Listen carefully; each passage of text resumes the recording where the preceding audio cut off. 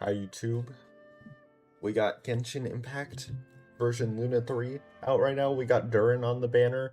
I barely have any pulls, so we'll see if I get him or not. If I don't get him, we're just gonna save up. I'll save up off stream. I'll farm. I'll pull him. Columbina leaks came out. I don't want to say anything because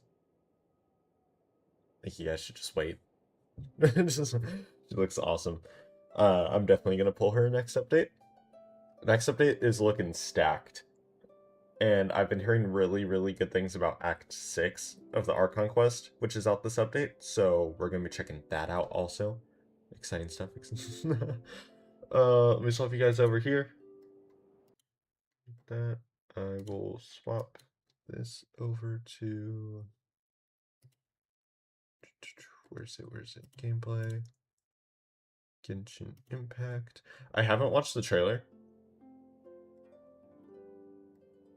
Might need to watch the trailer. Yeah, we'll watch the trailer. Before I get into this too much, Genshin Impact Luna 3 trailer. Okay. And then I need to get the face cam on, as usual.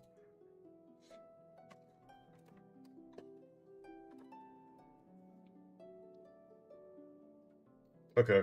Oh, I don't want to see that up there. I saw the Tori. Ah! Why is it playing? I haven't watched this. Okay. Let me... The moon prayer night is soon to arrive. On that day, the moon will be closest to Tibet. I think you deserve a farewell party before you return home. Oh, she going back to the moon? If Kuthar has decided to participate in the festival, we should prepare accordingly. Is this part of like an event? Our job like these is to leave her decorations? with some happy memories. Yehoda is on site. Oh yeah, Yehoda's out! I forgot about her! Wait, I forgot Yehoda's out! Time to get moving.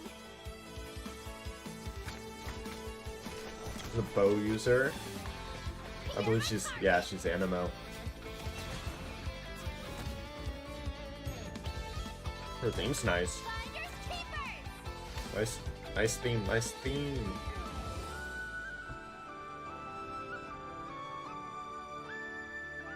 Moon prayer night has come. Come on, Columbina. It's time to celebrate the best moon prayer night ever. Happy moon prayer night. I'm gonna mute my gameplay audio. I have a message to deliver on Master Rhindaughter's behalf. Oh, Rhindaughter. My mother's dying wish was a book?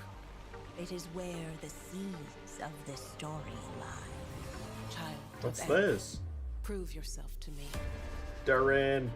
Aunt Rhindaughter? I really hope I get Show him. you what I can do. His sword looks really cool too. I might pull his sword. I'll have to see like what his free-to-play options are looking like. The abyss is burning shadow. Leave They look so cool. We also should be getting those Hexen Circle buffs also. So, this is the gate to the ancient kingdom of Conria. Oh, The limits and laws of this world are changing due to some unknown factor. Abyssal activity has been encroaching. this is probably the quest to unlock their buffs. Or whatever it to is. intervene in times of need. As such, I, Barbados, will bring forth a wind Oh, his strong new enough to signature. disperse whatever storm lies ahead. I look forward to what questions you'll Ooh, bring Albedo buff. upon our next meeting. We must hunt enemies. Razor buff. Show me the official buff. Come on. I bet Please. this is where we find the turtles. If I fail in the task I've been given, Oh, I'm not gonna show me official. I create yet another tragedy. We have used every last resource at our disposal. All that remains is to wait patiently and quietly. I can already feel the moon calling to me. I saw one of those phantoms at Star Sand Shoal. It was some sort of flying ship. Oh, When a new moon spaceship. goddess is born, we will surely know her name. Thank you, Lady Harbingers, for providing such valuable information. Wanderer. You mean to defy one of the fundamental rules Fischl. of this world? I'm afraid Fischl to Nod-Krai? the method of Alice! returning to the moon is unlikely to work anymore. Columbina, are you here? You might Nicole. say that we stand at the crossroads of fate. Oh. Oh my god. Oh my god. Okay, well, I'm not gonna waste any more time. I mean, like, let's get into this update. Let me do Durden's trial, and then, you know, we'll Zach is currently flying over to back here. He's on his plane. I have it pulled up on my second monitor. I'm stalking him. Speaking of which, guys, Fortnite Battle Bus is set to return tomorrow, and there are going to be quests for it. So I'm thinking Friday, when Zach and Hank are here or whatever, I might do like a Fortnite PlayStation split screen stream with me and Zach doing the quest. It depends on if he's up for it or not, but we'll see. And like, depending on like how free we are that day, I don't know if we're doing anything that like throughout the day that day, or if we're just hanging out, because we are seeing FNAF 2 Friday night. I'm very excited.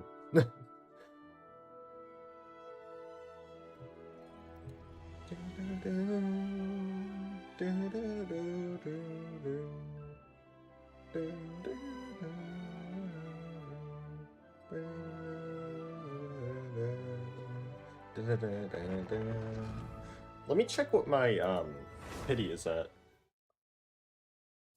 because I know I did some polls on Arlecchino's banner because I wanted to get Lanyan, and I did get her, but it took me a few polls. So let me see what my pity's at here. 40. Wait, we're at 40 pity. I might have enough to get a guaranteed 5-star. I'm not sure. Oh, that's right. I got. I kind of didn't log into the game for a bit. But I feel like it wasn't that long that I would get this.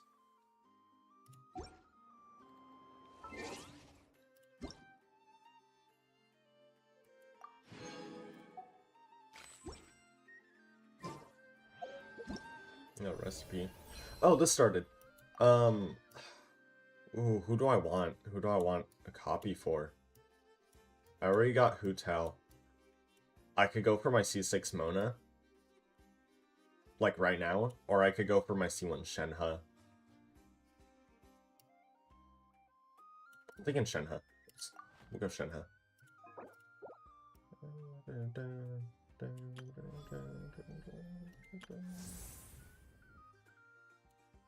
You'll need 5 calendar days for your quest experience. Please plan your time accordingly. Okay. Invite character? Oh, I can claim one of these, but you're all C6. Whatever. I'm gonna claim official. Can I just... Oh, I can't. Oh, he's got a basic tutorial thing.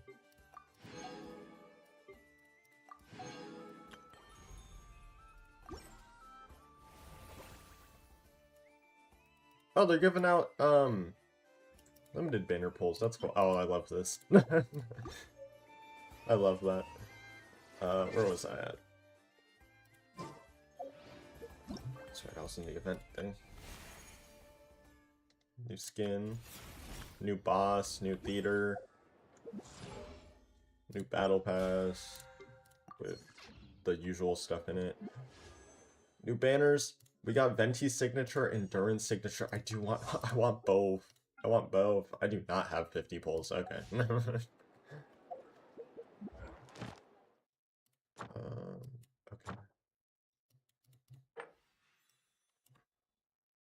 Clean Albedo got a thing. No, it's you. Okay, well, let me go to events. Where'd he go?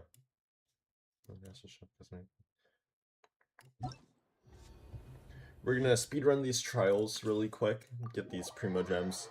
I'll try out Yehuda, I guess. Durin is a power character capable of both off-field DPS, blah blah blah. I'll figure this out as I go. Let me watch that. Oh, he's got 3 buttons.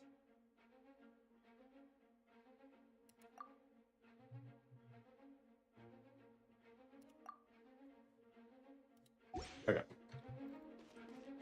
So I did see his animations, but I don't know like how his kit works. So enter the confirmation of purity state. Use elemental burst in the confirmation of purity state. So I press E, tap E to release, and then Q. He looks cool. Enter denial of darkness state. Use burst in that state.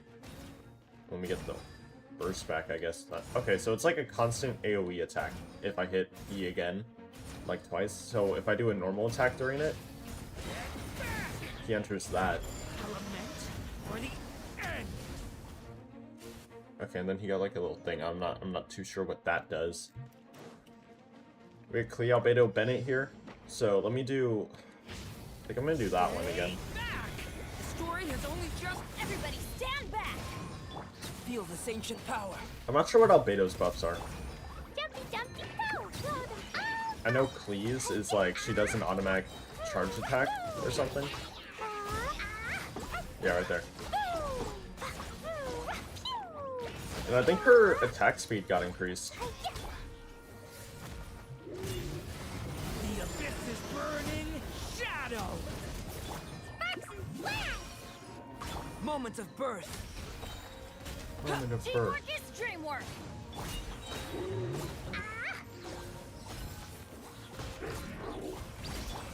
Devouring claw. A lament for the end.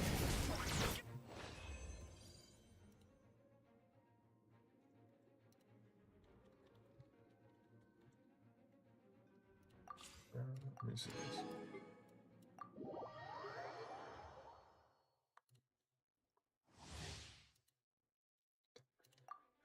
I told Axel about something that got leaked, and he's like, show me, but there's literally no picture of it yet.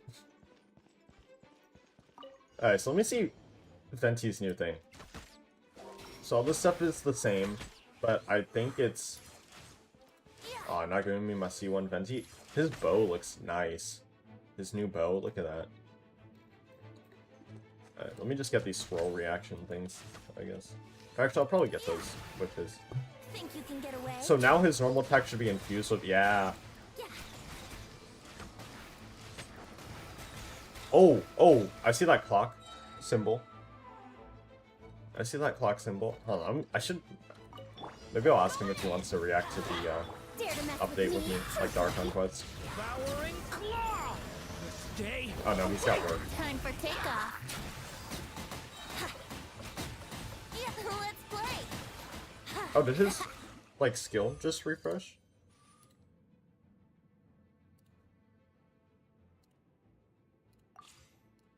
Let's do Yehuda's trial really quick. See what she's like, and then we'll get into the polls and then the Archon quest. Blah, blah, blah. Elemental Burst 2.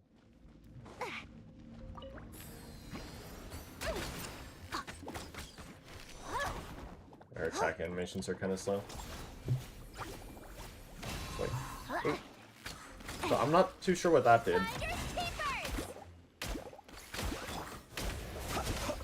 Be silent. To dust. Oh. Let's move! Quick as a flash! Yeah! Boom, boom, boom. I still don't know how to play Beyonce that well. You're my target! Close your eyes. To dust. The night cometh. That was all you had it.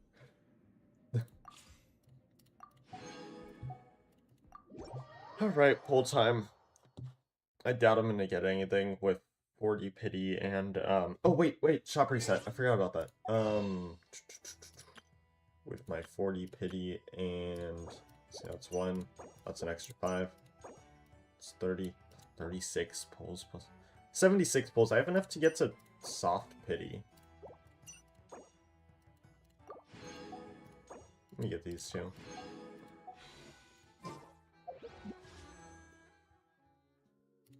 Okay. So let's go up to 50. I am on a 50-50. My last 5-star was Snapper. Hey, I got Yehuda! Oh, I shouldn't have skipped it. I missed out on her. I'll go back and listen to it sometime. 60.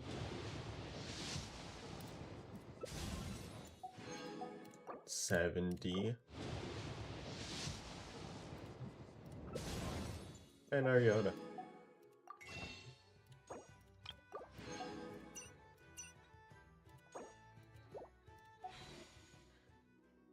Okay, 71. 72. 73. 74.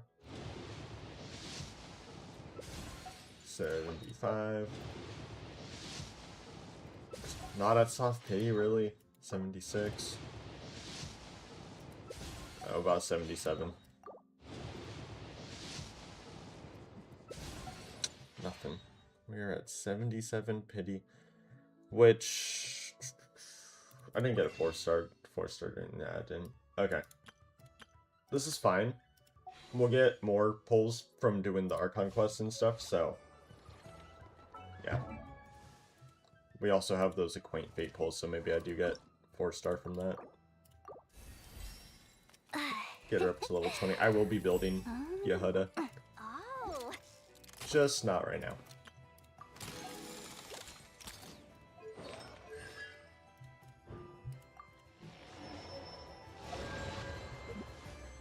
I'm at 11 pity on standard. Oh, right there. 13. I need another 4-star though to get like 2 more, if not a character. 13. This is 14. 15. 16.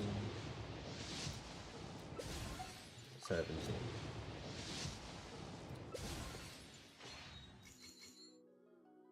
17 pity. Okay. Yeah, we're chilling. Let me start this Archon quest, I guess, then. I'll do focused experience on. Actually, maybe if I spend my resin really quick. That's the same run speed. I don't know why I did that. I'd like something made. This.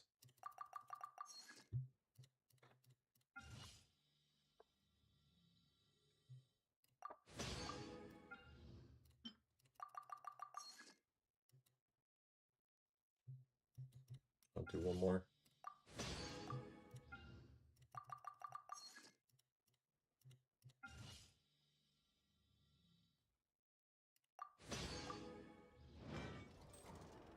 Oh, and we gotta go to the Adventurers Guild anyways, it looks like.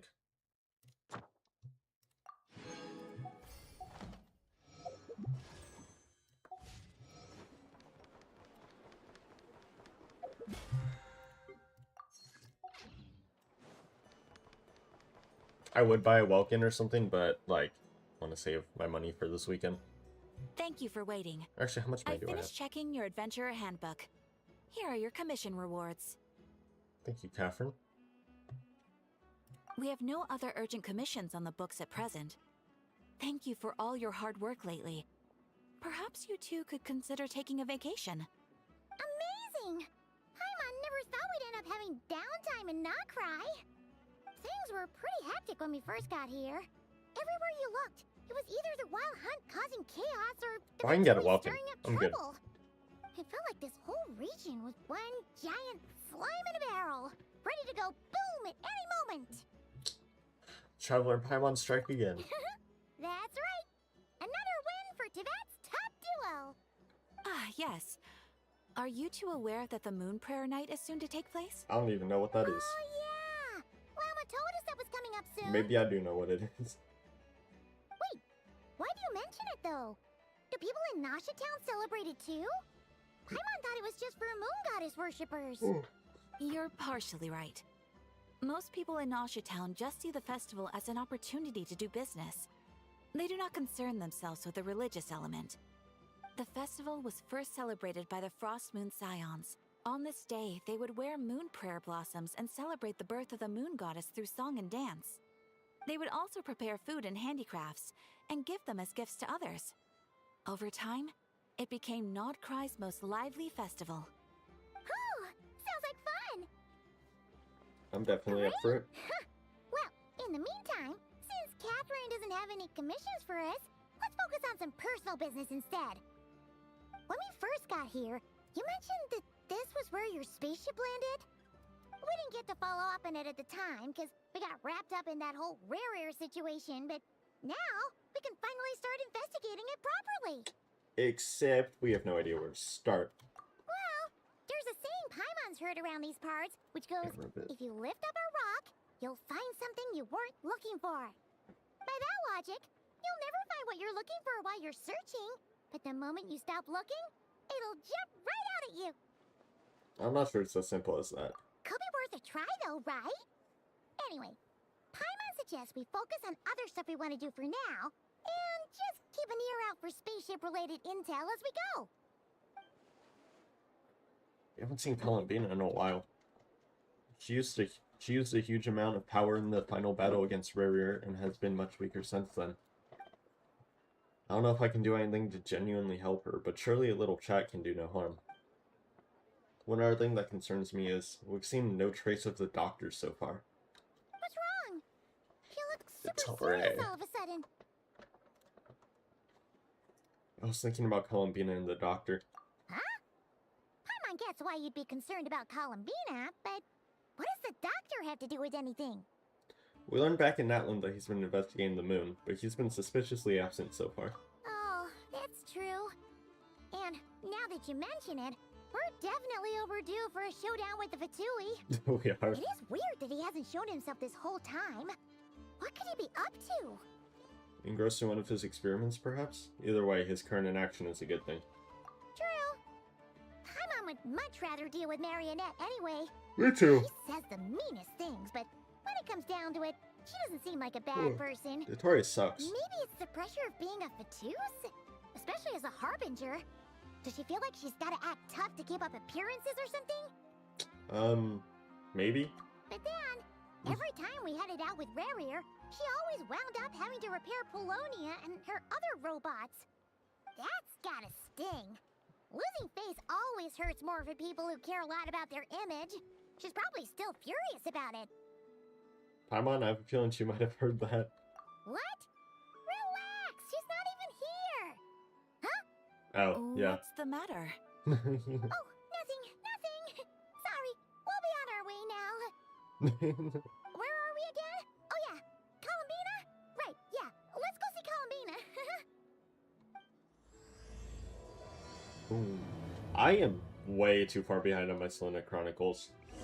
But I did see that they get, like, locked after the Archon quest or something, and you gotta wait, so...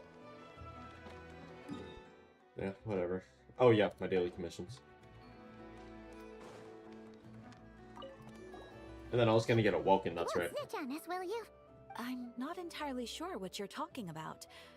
But rest assured, I protect client and adventurer confidentiality as a matter of principle. Okay. Phew, that's a relief. Paimon does not want to get an earful from her. Can I? Yeah. Oh my god, can I not claim my stuff? Let me get my Adventurers Guild rewards, please. Alright, well I'm gonna buy a Welkin really quick, so...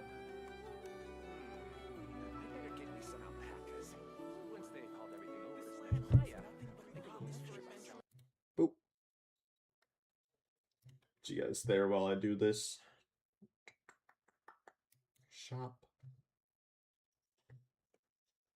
Blessing of the Welkin Moon. Purchase. Right there.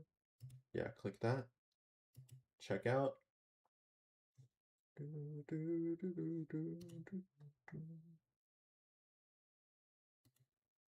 we go.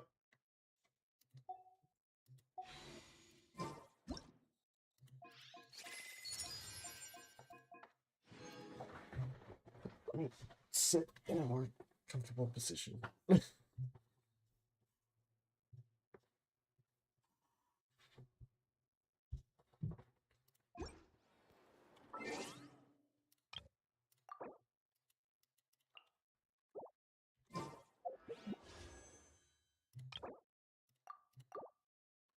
Bam.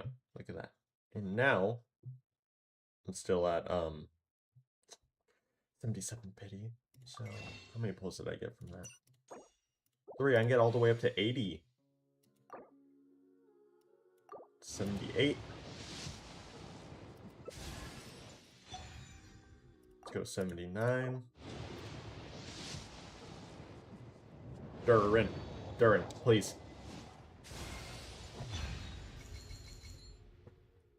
Oh my god, Jane. Oh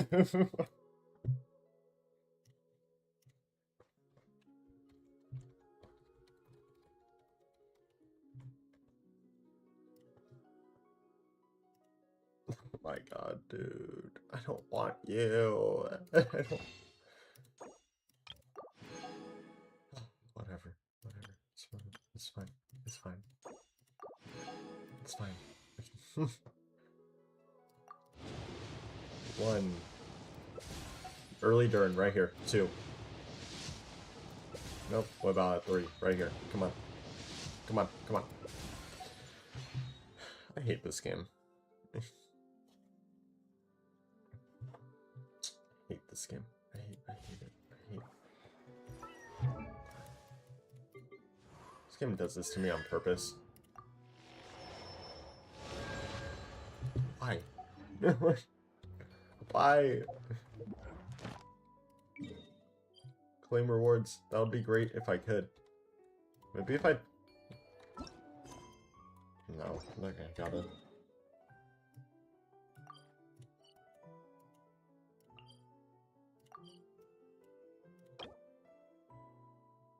Well, the Archon quest is in a special phase, please. Okay, yeah.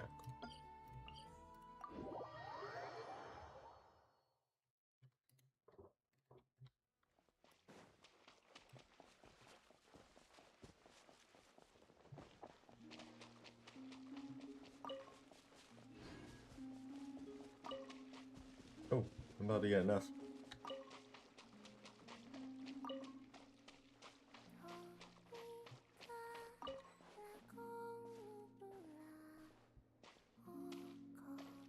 I love this place. It's probably one of my favorite places on the map.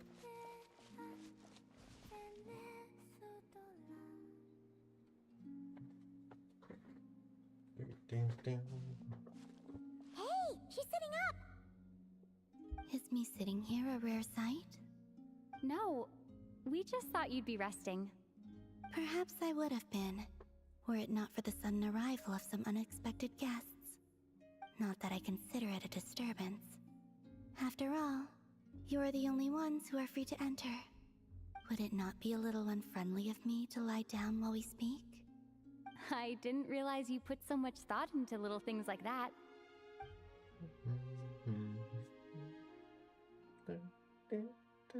She floated down.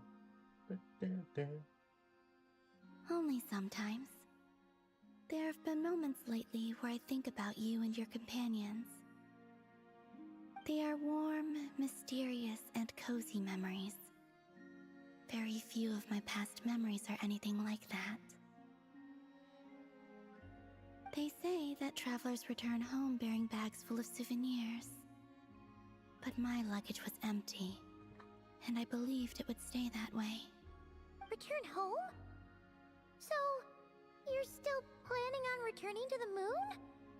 Yes. This planet continues to reject me, reminding me that I do not belong here. If I remain in Teyvat, there will come a day that I disintegrate. And I don't mean reduced to dust, or turned into food for the flowers. I mean, I will cease to exist entirely. Alright then. Well, we're sure gonna miss you. But it sounds like we'll have to say goodbye. How do you intend to return? The moon prayer night is soon to arrive. On that day, the moon will be closest to Teyvat. The Kuvaki in this land will reach its peak at that time. I merely need to grasp the tide, and with relatively little effort. Oh, Paimon gets it! It'll work like a slingshot!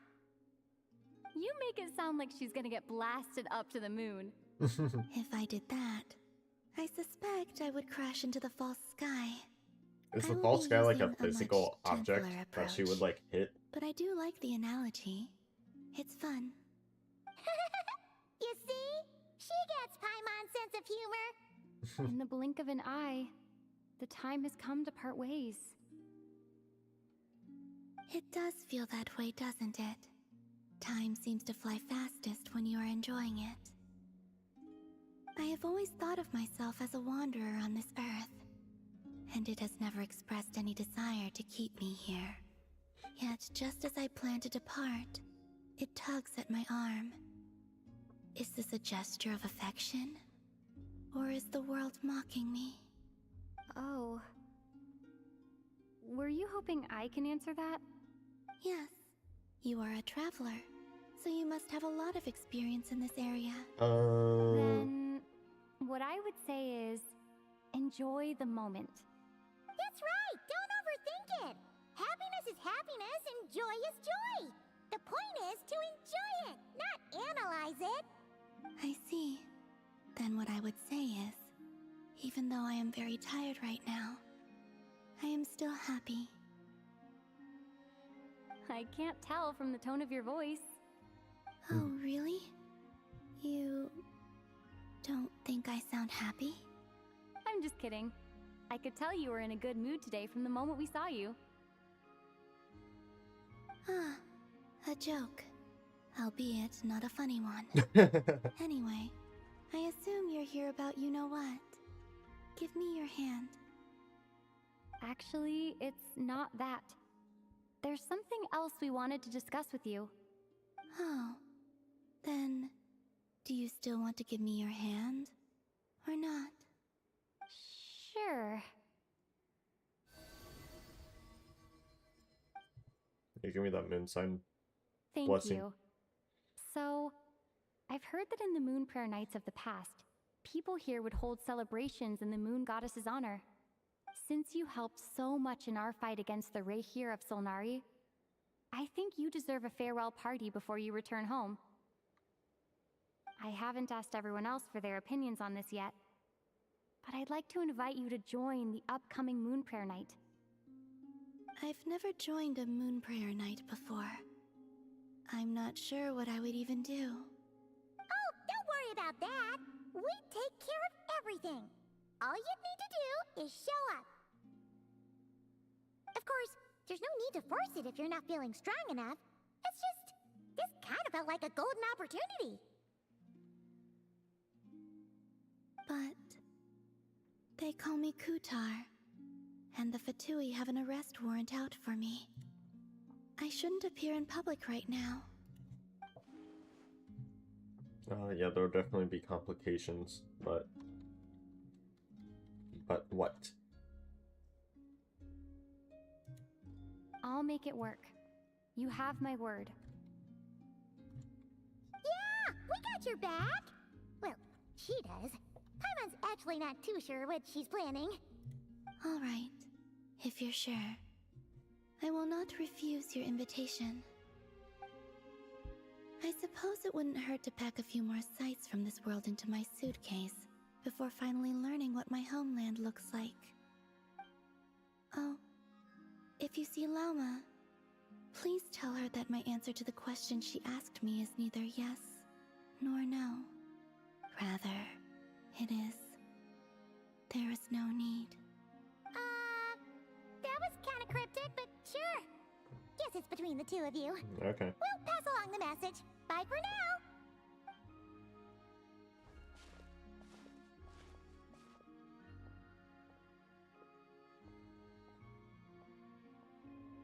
Oh, the flowers are...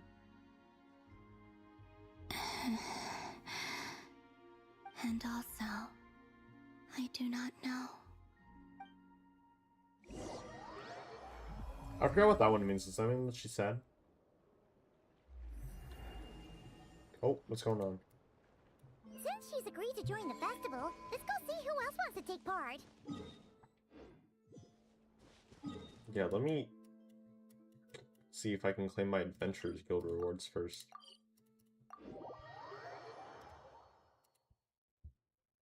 Allow Mama's gotta be the person most familiar with the Moon Prayer Night. We should start with her.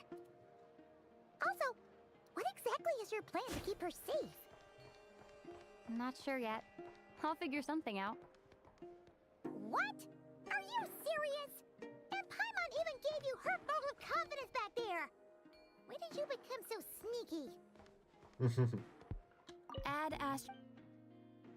Thank you for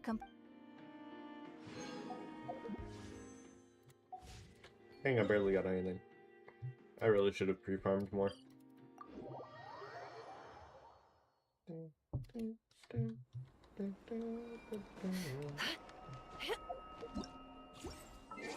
let me get rid of these two. What's new in the shop that you're telling me about? Oh, new skins. Oh, that skin's cute.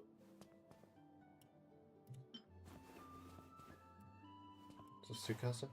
Oh my god, the snowman.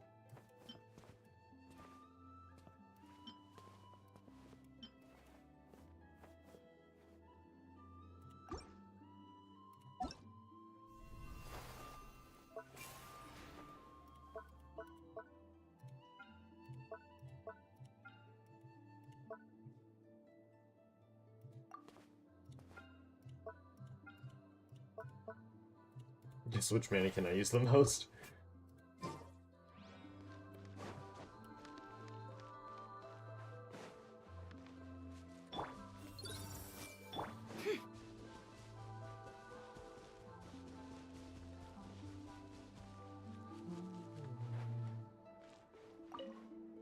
No, over here. Hey, Solomon Barca. Hey, Llama! It's us! Huh? Varka? What are you doing here? Beats me. I had a bit too much to drink last night, and when I woke up, I was on Hisi Island. Mr. Varka is helping to oversee Nasha Town's preparations for Moon Prayer Night. He is here to go over some details regarding the decorations and custom cloth designs. Right, yeah, that too. What do you mean, that too? So preparations are already underway? Yes. Celebrating this festival is a long-held tradition here in Nod-Krai. On this day, the crescent moon at the top branches of the verdant crest turns into a full moon, and the moon prayer blossoms bloom with a special radiance. Our people take Oh, this is the day that Llama told us, like, she would It's an use especially some moon welcome marrow. event coming off the back of all that nasty business with Rare. Back in Act 1. Everyone got put through the ringer recently, and now they're looking to turn their fortunes around. The big shots in town all agree that a big, lively celebration is just what we need to rebuild people's faith in this place. No wonder Catherine said the people weren't so bothered about the religious element. That's right. It's become more of a local custom by this point. The celebrations have little to do with whether the religious stories behind this event are true or not. Even the Frost Moon Scions are eagerly awaiting the coming of Moon Prayer Night, despite now knowing that their past beliefs were founded on a falsehood. That's fair. It's a bit like the lantern ride in Liyue. It's a chance for people to enjoy themselves, not debate the existence of the Adepti. Although, in their case, the Adepti definitely do exist. Oh, one other thing! We just went to see Columbina. We went ahead and invited her to take part in the festival this time. Hope it's okay. Wait, so... you mean she agreed to it? Huh. That's quite a surprise. Then, I suppose that she intends to return to the moon on that day. Oh, yeah! It's kind of a complicated process, but basically, it's like a slingshot. She probably shouldn't have endorsed your metaphor. I understand. In truth, I had a feeling that she might make such a decision. Well, if Kuthar has decided to participate in the festival, we should prepare accordingly. Yeah, exactly. She was saying how it could be risky for her to show her face in public. We were wondering if there was any way we could hide her. Unfortunately, the people who carved the statues did an excellent job of capturing her likeness. It will be very challenging to hide a goddess whose face everyone is so familiar with. Darn! here. Nah, don't sweat the small stuff. We can handle that. Huh? Are you saying you have a plan? Not as such, no, but the most important thing with a festival is to keep the mood light and your spirits up. You can't go preparing for a festival with those long faces. You'll never convince anyone to enjoy themselves. The Mondstatter spirit is strong with this one. As it happens, I agree with Mr. Varka. Let's start by making our appreciation for Kutar the beating heart of the festive atmosphere. And who knows, once we get the ball rolling, perhaps everything will just fall into place. Hey! Did you catch that? Llama said the thing! Or Just close said the enough at thing. least. Wait, what'd you say? I'm looking forward to the Moon Prayer Night already. We have a festival in Mondstadt called Windbloom. Oh, I love And you can Windbloom. always tell which couples are celebrating it for their first time by the smiles on their faces. Big, beaming smiles like their whole face is glowing. I love Windbloom. I love Lantern Ray. Fall into place.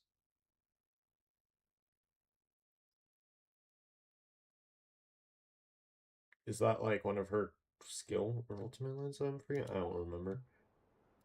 And I have a feeling we'll get to see that same smile on the Moon Goddess's face at this festival. Not quite the same, surely. Anyway, I'll take care of business in the city, but I'll have to leave the decor up to you and the Frost Moon Scions. No one else can capture that traditional aesthetic quite like you guys. But lastly, there's the final key element that brings the festival to life. Companionship. Yeah, we'll take care of that part. Before you leave, let me show you something that we've been preparing. Mr. Varka had asked to see it already, so you may as well tag along. Also, I have some further questions about Kutar's decision. Oh, I'm gonna look around. Hey, why are you guys walking so fast? Huh? What's this? They sure look like they're having fun. Oh, the Kuhenkis. I believe so. Kuhenki seem very skilled at playing drums like these, although I'm not sure where they learned it from. Maybe it's an innate talent? In their eyes, they're probably just playing with toys.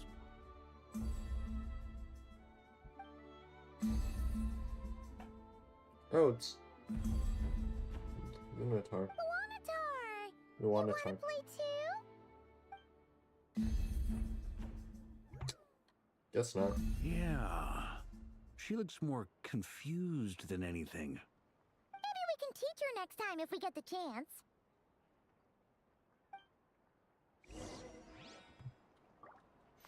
I saw What are these floaty this. things? Moon veils. We hang them from buildings in the city during the festival. When you look at the sky through them, it creates a lovely misty effect.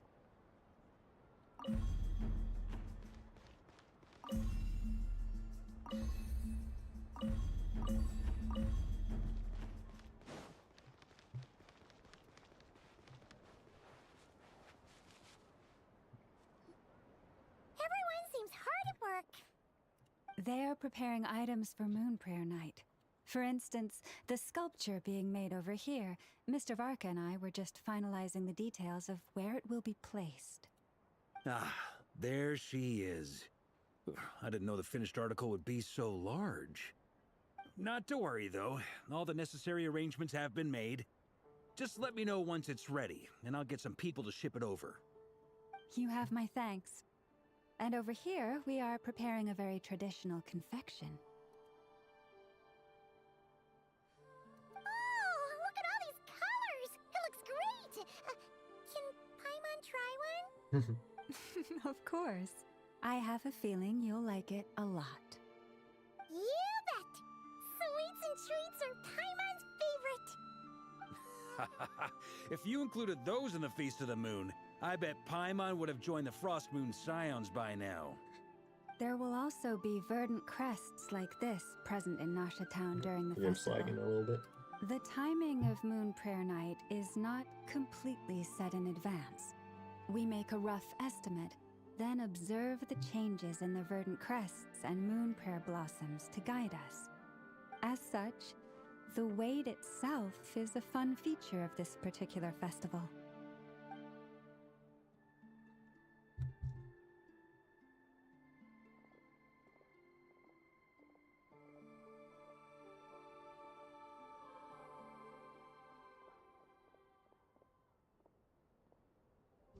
Let's talk here. To tell the truth, I am very surprised to hear that Kutar is willing to participate in the festival. Honestly, me too. I once asked her if she'd be willing to stay with the Frost Moon Scions. I could introduce her to everyone, and we could be a family to one another. She did not answer, but she has not appeared here since. Is that I what her took answer this was to to? mean her answer was no. But if that were the case, she would not have accepted this invitation. Speaking of answers, she asked us to pass along a message. There is no need. Ah. I see. Maybe she is right. Maybe the Frost Moon Scions of today no longer need a moon goddess. But my wish was not for her to come here and be worshipped as a deity. I simply wanted to offer her a place to stay. I'm sure she believes that showing herself Maybe she here likes her might little invite cave. Fatui intervention, and as such she does not wish to cause us trouble. But what really pains me about all this is that this is her birthplace. She ought to belong here, yet no one has been able to grant her shelter. I think I'm qualified to weigh in here. When someone's about to depart on a long trip, what they need is blessings, not burdens. We should wish her the best, not make the journey harder than it already is. Anyway, she's agreed to attend, hasn't she? All we need to do is simply respect her decision. I see your point. Yes, she will soon depart after all. Our job is to leave her with some happy memories. Besides, who's to say her journey to the moon is a one-way trip? It's not like she can't come back and visit if she wants, right? Paimon agrees wholeheartedly. Festivals are all about having fun, so let's keep it simple. All right, I'm gonna head back to Nasha Town soon. Want to come with? I'm guessing you have some other folks to visit there. Sure Nefer. thing, let's go. Bye for now, Wilma. Nefer and Yehuda. Thank you all. Goodbye. Bye-bye, Lama.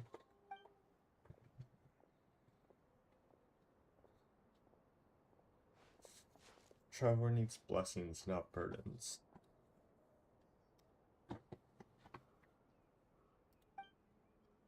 Sounds good in principle, but will blessings alone be enough for Columbina?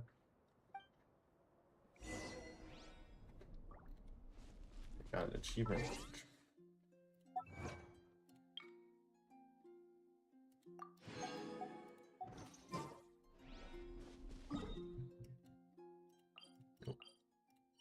Ah.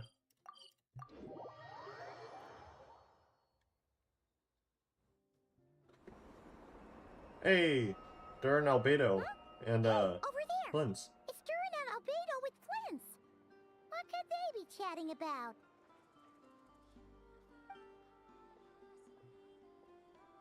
Your guess is as good as mine. Ah, Grand Master, and the Traveler and Paimon. Hi, Durin. Hello there. It's been a while. Hi, Albedo. Perfect. Glad to see We you have with some your new star on your volunteers neck. for our investigation. Sorry, what investigation? Wait, let me guess. The righteous Lightkeepers are finally ready to hunt down the Abyssal Dragon? Yes, that too. The Abyssal Dragon? Yeah, right. Oh, wait. Why does everyone keep saying that too?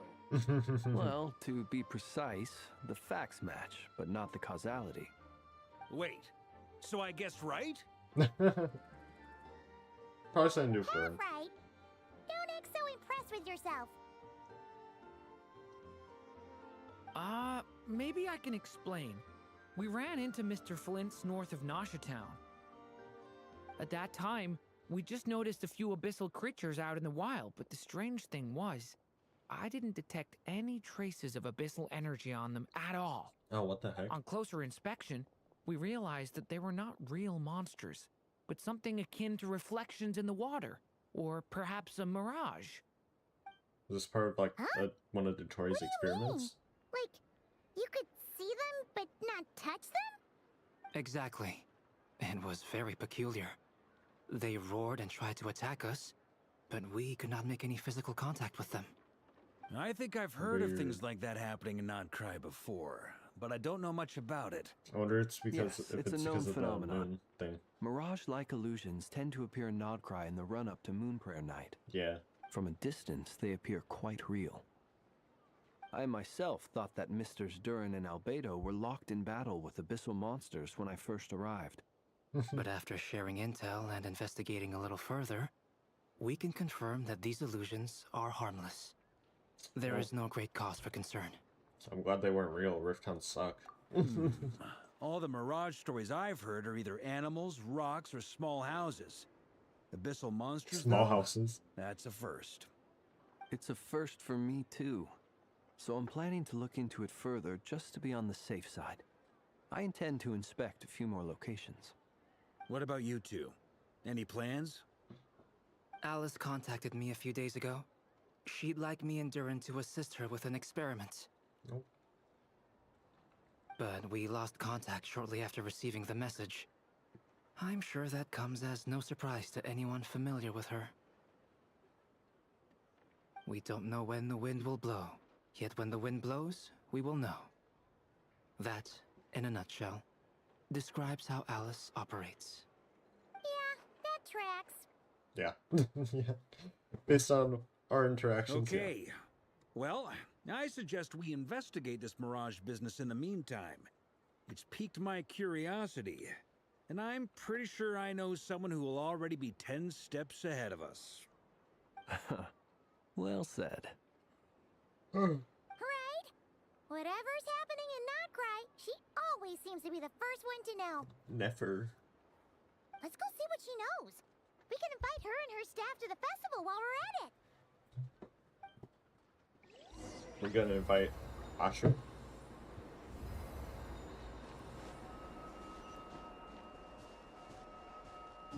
Can I just like teleport there? Is that a... Okay.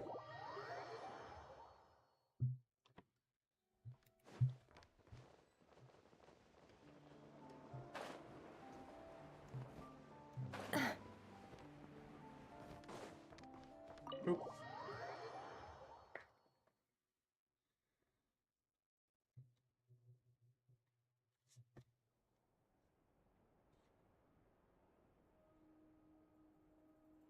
You're right, I have noticed. There's certainly something a little fishy about this situation. Only a little, though.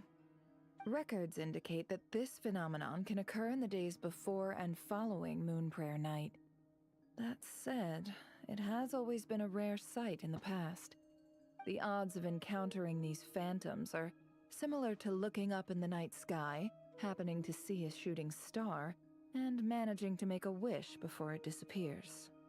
But this time, either everyone's getting lucky, or they're appearing far more frequently than usual. Yehoda's out gathering intel as we speak. In the meantime, let me check off some points of interest. First, the Abyss. The ones we saw seem to be abyssal monsters. Indeed. But we have identified one location where many more of them have made an appearance. And not just monsters, but human phantoms too. Given the scale and nature of the phantoms, it's almost as if someone's last memories are coming to life. Or perhaps the memories of multiple people. Black Swan, is this you're doing? So you mean the Emergency phantom games monsters are together. hunting down the phantom humans? Exactly. The phantoms can interact with each other, but we have no means of intervening. In addition, Some of the human phantoms would seem to be from the very distant past. This is clear both from the clothing they wear and the stories they tell. They claim to be from Hyperborea, a name which I've heard from Lauma before. If this is true, it means they must be from 6,000 years ago. Did Paimon hear that right? 6,000 years? It sounds like this merits further exploration. That'd be a big help. I'll leave it with you, Albedo. My knowledge of ancient history is non-existent. I used to doze off every time the pre-Knights of Favonius era came up in class. And now It's he's the quite a Grandmaster. miracle that you were able to understand these phantoms' speech, given how long ago they lived. I suppose you're right. But I'll leave the archaeologists to ruminate over that conundrum. As an intelligence broker, my sole interest is in the value of the information I gather. Which, in this case, hopefully means earning myself some good favor with our dear Lady Moonchanter. So calculating. Whew, this intel broker logic always catches Paimon by surprise. Sounds to me like we could split the work up.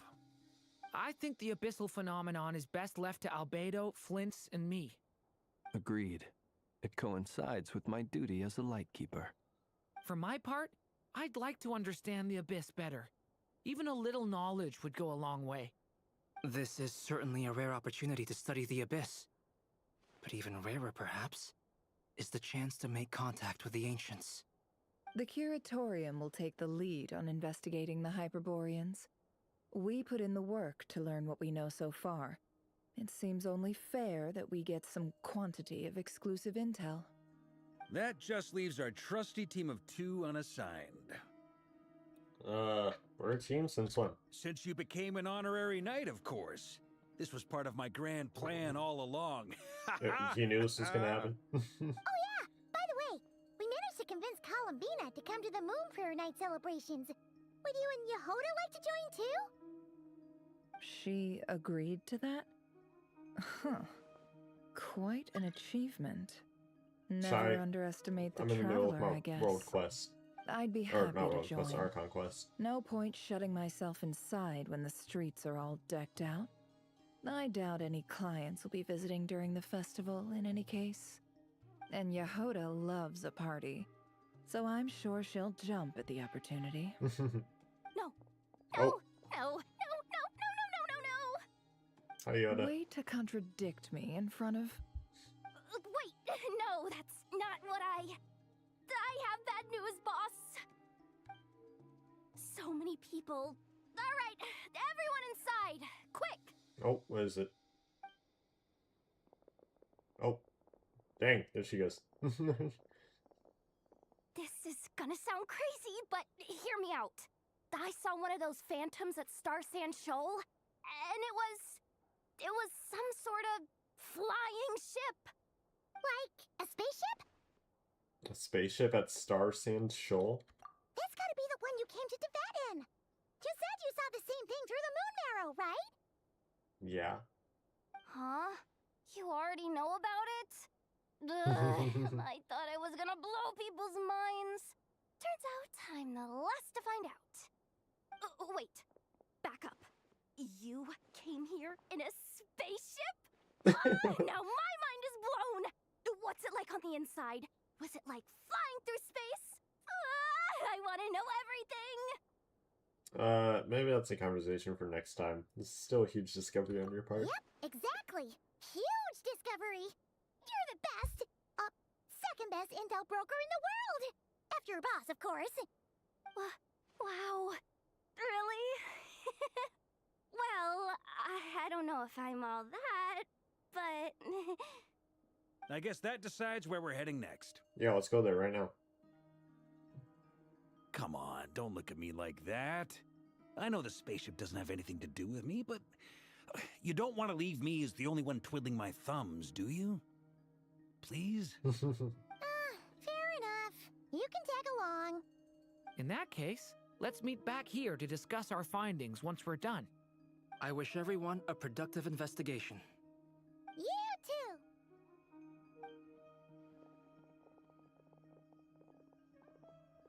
Alright, let's go see the spaceship. What's up, boss? Aren't we gonna head out? Tell me, Yehuda, when did the Curatorium start giving out intel for free? Oh, sorry, boss. Go to the spaceship Phantom's location. It's right here. Yep, right where everyone predicted. Let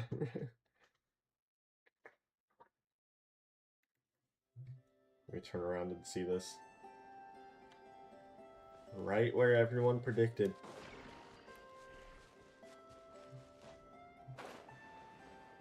I mean, it was kind of obvious.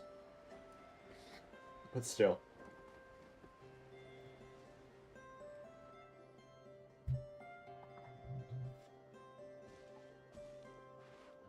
It's got like this cool like effect on it. Yehuda was right on the money. This Phantom really is your spaceship. But that's so weird. Why would it show up here? Is it some kind of projection? Or a ghost? Like, maybe it no longer exists. But somehow it left an after image? I'm not sure either. Ah, you're already here. Hi, Miss Lama. Lauma, what a surprise. I thought you were busy with festival preparations. I was, until one of our people informed me that a strange sight had appeared at Star Sand Shoal. No one's ever seen something quite like this before. I thought I should see it for myself. Same here. Oh, so we heard that these things appear around the festival period. Any idea why that is? Unfortunately not. We have very limited information about them, since they can't be interacted with. And no human phantoms have ever made an appearance before. Notice now. how this stuff only happens in The most nations we've when been able I'm to there. deduce is that these sightings appear to be connected to the increase in Kuvaki energy around this time. Let's look around and see what we can find out. Yeah, seems like that's all we can do. This is all so confusing. Allow me to lend you a hand.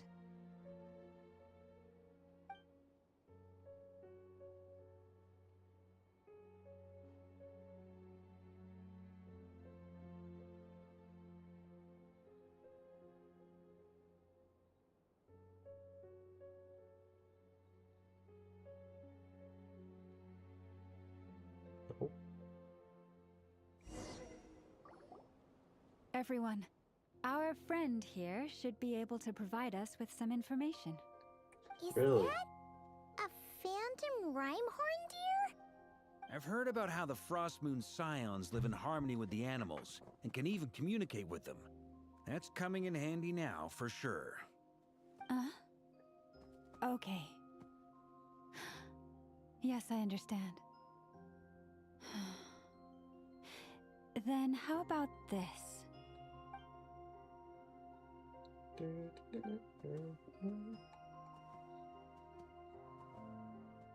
Oh, it's leaving. It appears to share our curiosity about this giant spaceship, so I asked it if it wouldn't mind investigating along with some friends. In return, I told it about some nearby spots where the wild fruit grows abundantly. We may live in a different era from these phantoms, but I trust that the terrain, climate, and ecology here are more resistant to the effects of time than some things are. Let's give them a moment and hope for the best.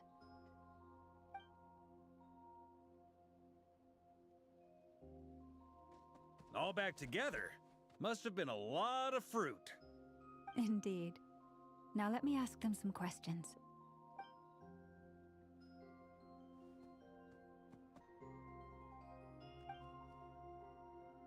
It did find a lot of wild fruit, enough for them to feast for a long while. This puffin circled in the air several times, but didn't spot anything out of the ordinary. Certainly nothing to do with the spaceship. Huh. Well, it definitely makes sense to get a bird's eye view. Indeed. Other than that, I was also thinking that the world these phantoms see is also different from ours. Oh, I get what you mean. The wild fruit exists in both times and spaces, but there might also be things that only exist in that space-time, which we can't see.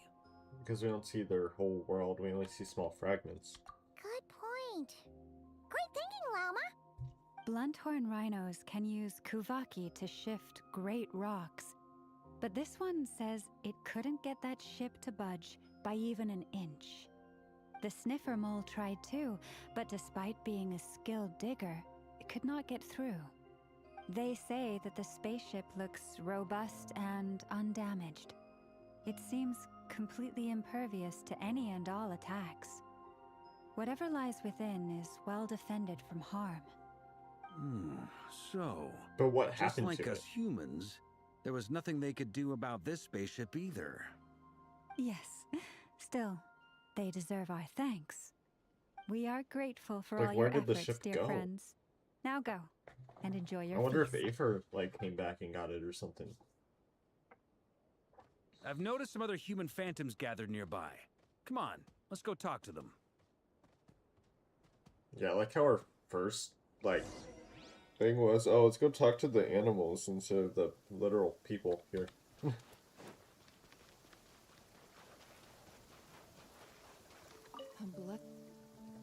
What is this thing? I've never seen it move, and there's no way to get inside. Goodness knows. My grandpa says it's been sitting here at least since his grandpa was still alive. What about his grandpa? Did he say anything to your grandpa's grandpa about it? Huh? I don't know. In all likelihood, it was here back then too. Hard to imagine something this huge could move. Guess that means that as far as they're concerned, this ship's been around a long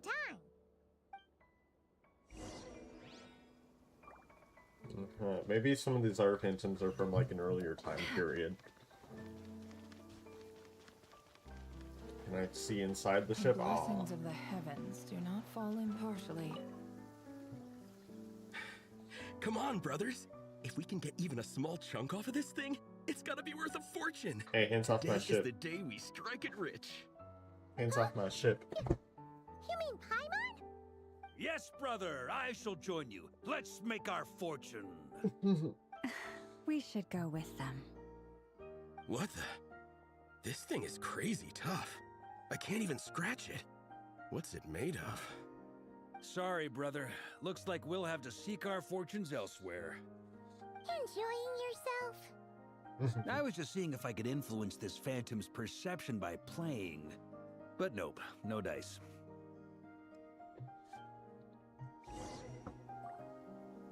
I'm sure we're all starting to build up an idea of what's going on here now that we've spoken to some of the people.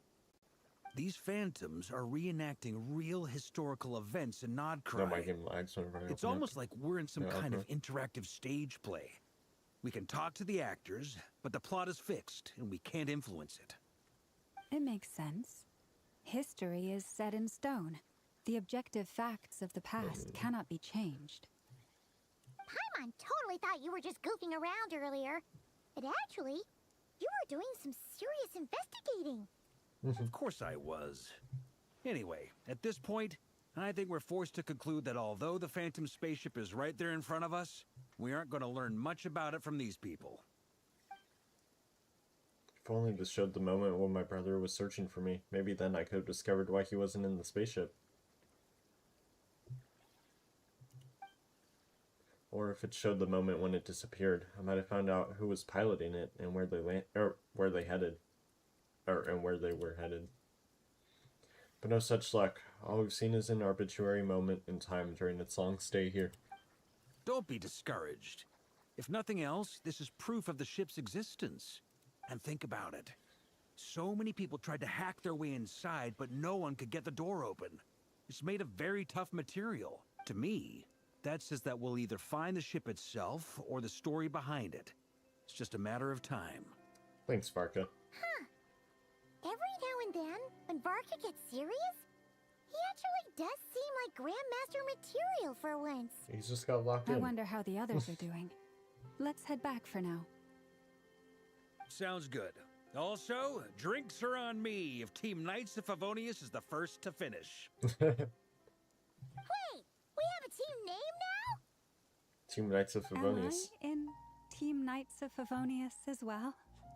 You're very welcome to join. We've even got a cathedral ready for you. Isn't that technically blasphemy? You wouldn't dare make a joke like that if Barbados was in earshot. No, he would. Nah, I'm sure Barbados doesn't mind a little harmless blasphemy once in a while. Probably not. He's probably drunk somewhere right now, let's be honest. Oh.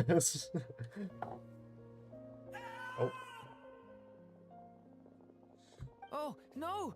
Get away! Durin, you can't interact with... Oh, that guy was from Conria.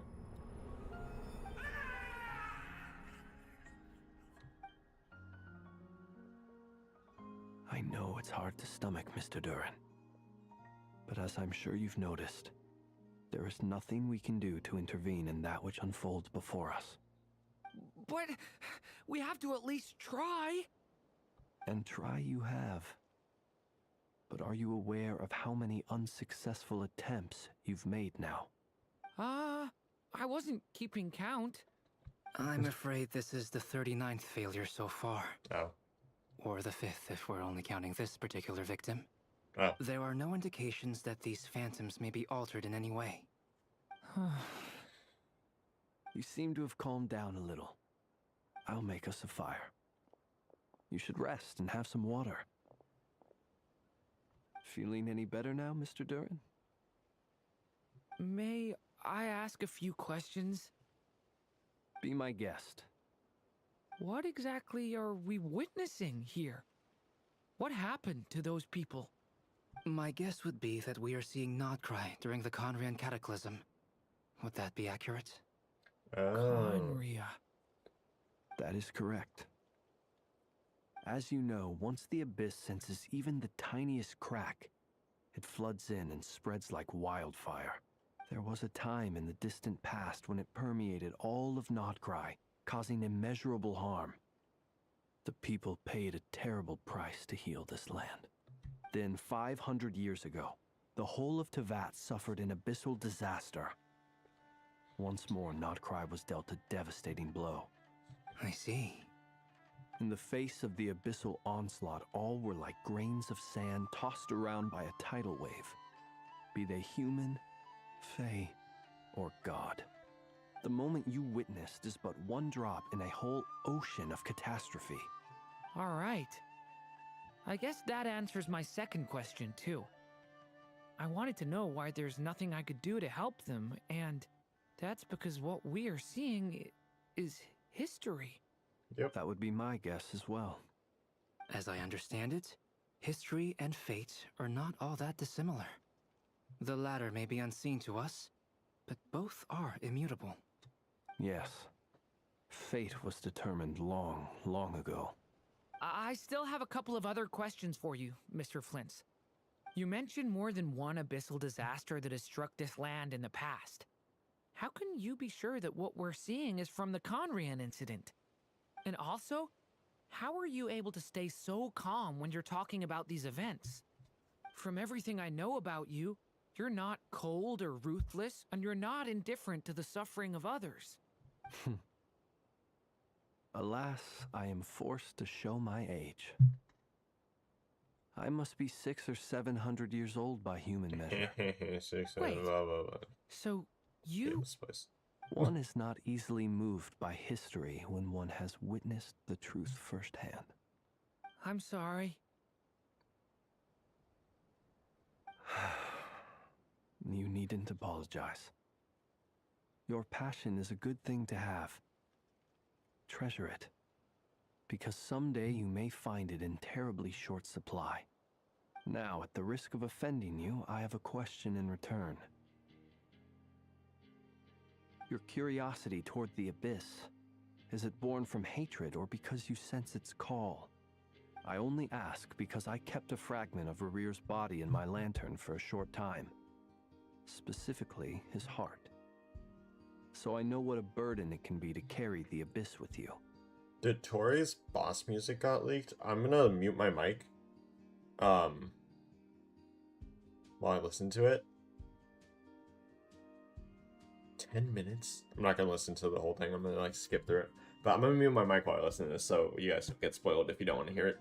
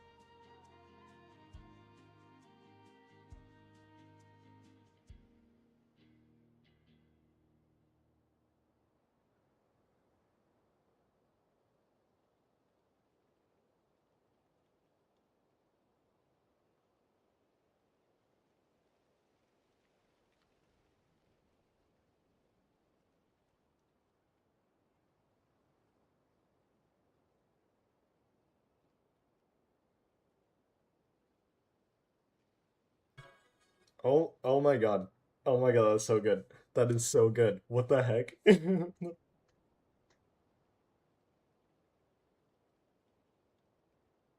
I'm saying it to Axel.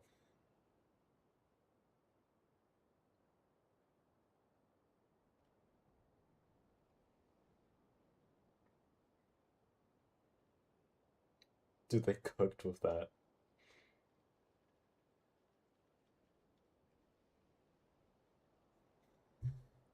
They cooked. Holy crap, dude. Oh, I'm so excited. Let me see where Zach's at on his fight.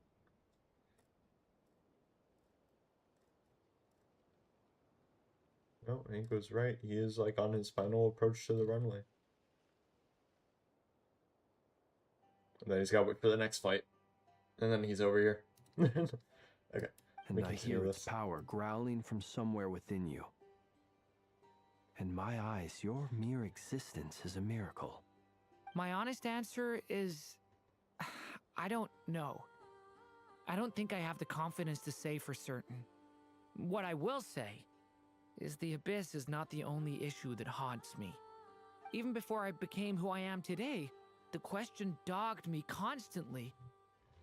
Should I even exist at all? My doubts remain unresolved. But when we fought Rerir, something became a little clearer to me. Sometimes it is the darkness within us that allows us to achieve the impossible. I certainly got the sense from your 39 attempts that you were trying to achieve the impossible. It sounds like you've resolved to see the truth for yourself. Absolutely. In that sense, he and I are quite similar. Then I wish you every success. I look forward to the day of your transcension. Well, if everyone's caught their breath, I suppose we should head back. Oh, and one last thing. I'd appreciate if you kept our discussion about history a secret.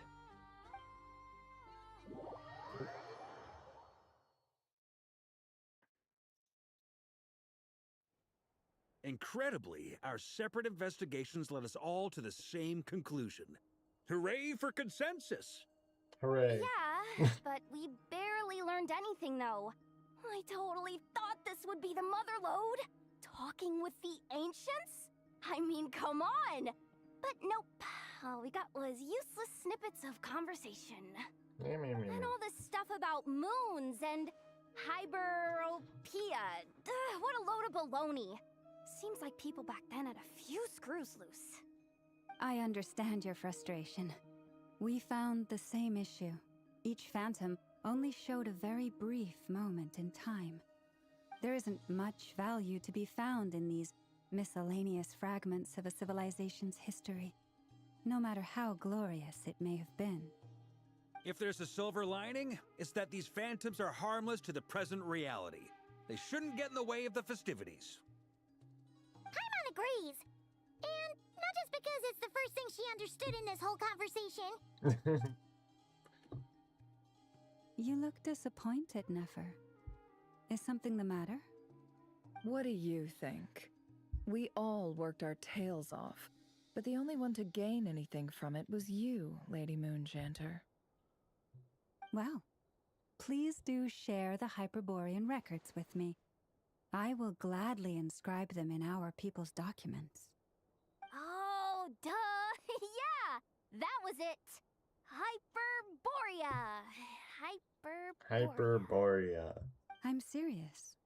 Only an expert in the Frost Moon Scions and their history can turn these records into valuable research material. The alternative is to let them gather dust on the Curatorium storage shelves until the pages turn yellow. Pause. I'm gonna grab like a snack or something if I can find one. I'll be right back.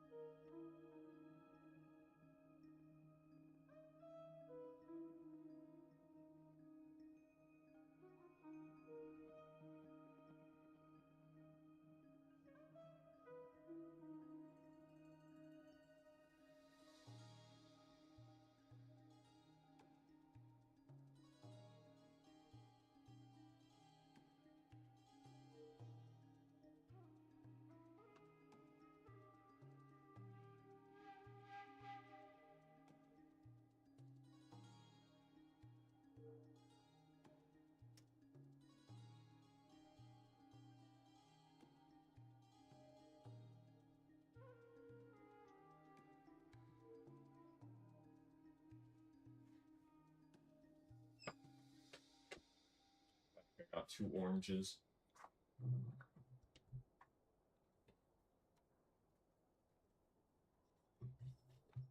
Nefer, you're wise enough to know that cooperating and sharing the profits is the best course of action here.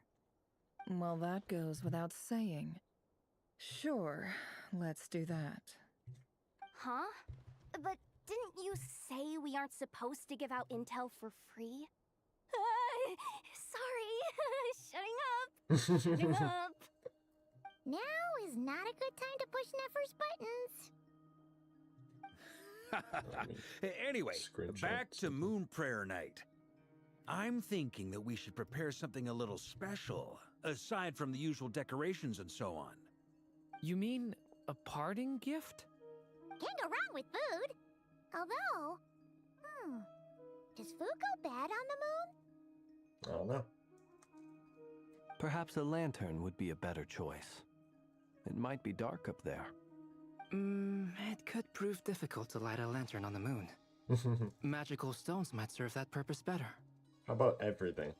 What about a clockwork mecha model from Fontaine? I've got a whole bunch at home. I use them for fighting practice in my free time. None of these sound like things she would be even remotely interested in. But we don't interact with her enough to know what she likes.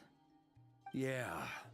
It would really save us the guesswork if someone could find out what she's into. Why are y'all looking at me? Wait, what the? Traveler? They're all looking at you. I got it. I'll find a chance to ask her. Great! Haha, problem solved. Now, I need to stop by Dory's. Gonna need her help sourcing a bunch of stuff for the festival. Dory? Then let's leave it there for now. We all have our own business to attend to. Traveler, if you find out what Kutar likes, let us know right away. Gotcha.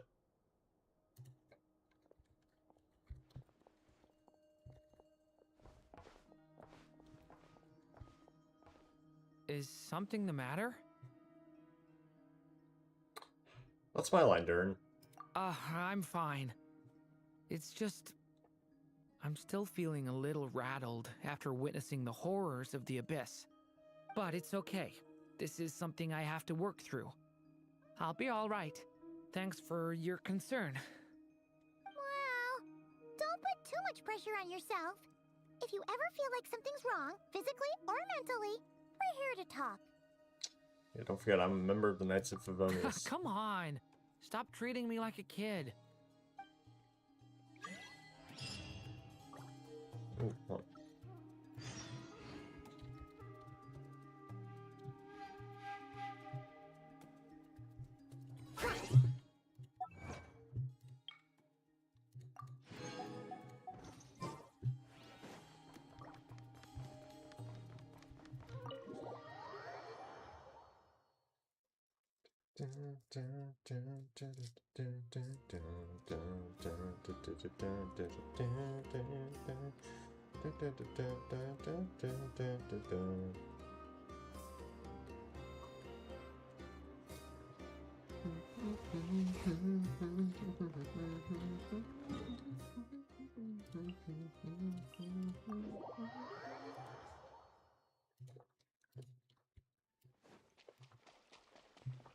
Bambina. I'm back. Where are you?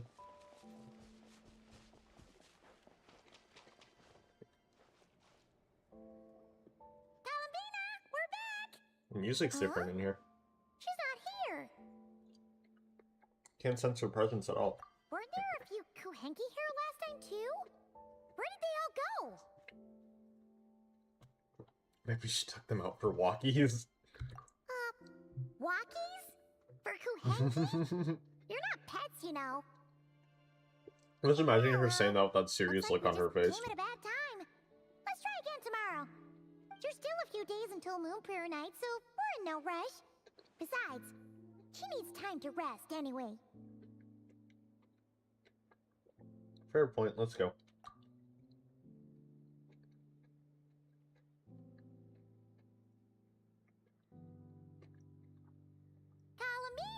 Are you back yet?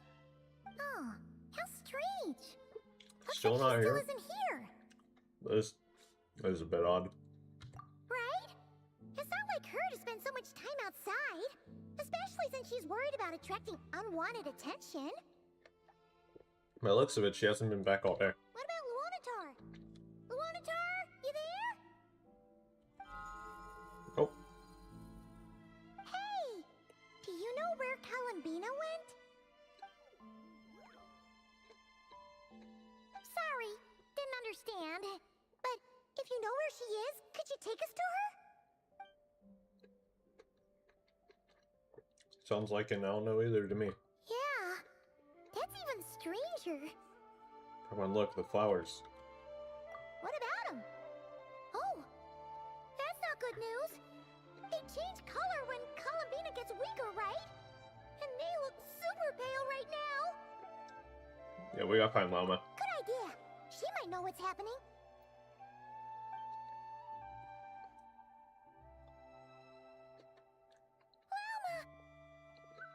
Ah, it's you. Oh, is she on her way How's here? Kutar? Is she okay? Yeah, so she's missing. No, she hasn't. I came here to check has on a her bit of after the I process noticed the signs? flowers had changed color. Based on past precedent, she must be very weak right now. Even getting up to walk would be a struggle. It seems unlikely that she wandered off outside. Not to mention that she doesn't do that at the best of times either. So yeah, this is super weird. Has anyone approached Silvermoon Hall lately? No. Very few people are in the know about Kutar's whereabouts. And if anyone suspicious had visited, they'd have left some sort of evidence. Come on, let's go to Nasha Town. If anyone has seen her, someone there will know about it. Where's It's Sandrone? Nod-Krai's information hub after all. Makes sense. Let's go. Why don't we go try and talk to Sandrone? She might know something. They literally work together, you know? Or used to, at least.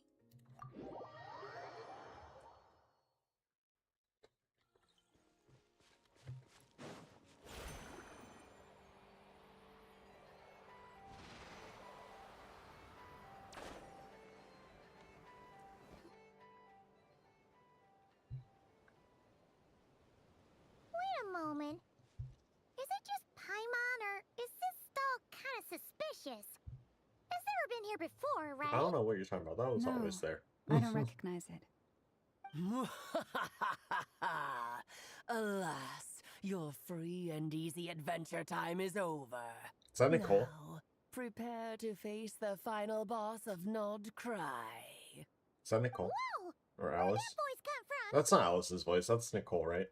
Not sure. But it's definitely hostile. I don't think it is. No, not that way. The final boss is right here. Oh my god, it's Nicole. She's The telepathically speaking Sniffermole? to us. That's the final boss? Surely not. Also, That voice is a little familiar. Okay, the jig is up. I'll stop teasing you. Turn around. I'm right behind you. It seems Oh, it's Alice. managed to leave quite an indelible impression, even though you've never Alice seen is my here. face. Oh, nothing could make a great mage more pleased with herself. Hi, Alice. Oh, the camera. Great adventure. No, I wanted to read that. Oh, look at the name. Oh my god, she changed her name. What is going on? I've heard that all the big shots in Teyvat have long, wordy titles that stun people speechless when they make their entrance. Unfortunately, none of them are affiliated with the Hexen Circle, and we ourselves keep a very low profile. The notorious name-dropping doesn't quite work for us. Still, I, for one, think I'm really quite amazing. So that didn't stop me from coming up with a title anyway. Look at her eyes. Alice! It's really you this time? Not a lantern or a dodo but Alice in the flesh? In the flesh. Oh, that's right. So, what do you think? How does it feel to finally meet me? Great, actually. You look like Klee. You look just like Klee. Oh, that's the first thing you thought. Yeah, I a mean... little surprising, but that actually makes me very happy. Because that means that when Klee grows up, she'll be just as stunningly beautiful as her mother. So she's a friend of yours? I mean, yeah. Kind of. This is actually the first time we've seen her in person. I mean, like, why was she surprised that the first thing I said was that she looks like Klee? I've been knowing Klee for like 5 years now. You know? I certainly won't be forgetting it anytime soon. I wish I'd meet her mom and think that she looks like her. This is Alice from the Hexen Circle. She's a friend of ours. And of Arcus, too. She's helped us a lot in the past. That's Oh, right. it's so weird to actually see her in game. Person, Oh my god. kinda unpredictable. Oh my god, it's gonna be even Well, weirder when she what becomes is the human playable, heart isn't it? if not unpredictable? If we could not do as we please, how would we differ from machines? Klee, your mother's here. I am Lauma, Moon Chanter of the Frost Moon Scions. It is a pleasure to meet you. Oh, I know. Before you got here, I spent a good, 15 minutes getting up to speed on Nod-Krai's present situation. In Her other hat words, is- I've read the whole in the last episode part, so Oh we god, can how skip are... the pleasantries. Fair enough. How are Well, cosplayers Miss gonna get Alice, that hat to work? I Oh can my already god. tell that you have Is that her hair? quite a unique personality. At the top of it? Or is that part of the You'll hat? get used to it. Paimon sure is. So anyway, what are you doing in Nod-Krai, Alice? Oh, I thought I told you already. This time, I'm the final boss. She's the final boss. And what a formidable foe I shall be. Powerful, confident, decisive, and good luck finding my weak spot. You will never succeed. I'm gonna send a formal request for Jean to put you in solitary. Aw, drat. My one weakness, and you found it in an instant. I wonder how I figured that Has out. been dealt a devastating blow. Thus falls the great Dodo King. Why are you playing along with this nonsense? Because it's For fun. funsies, of course. What's wrong, Paimon? Are you disappointed in me? Oh, she's got the Am split I hair. a She's gigantic playable. letdown?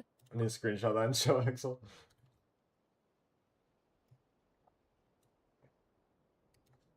I'm gonna send it to him and I'm gonna say in all caps. Split hair. He's playable. No,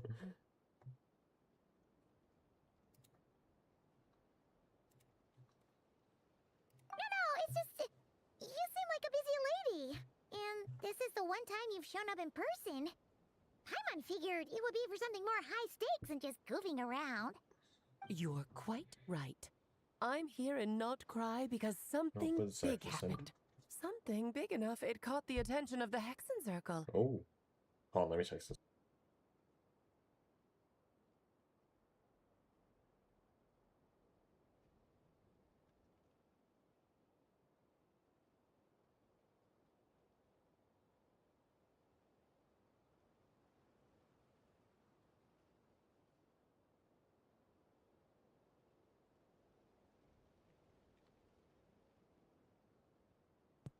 He's in Utah. I told him to go to Freddy Fazbear's. The games take place in Hurricane. You can make it.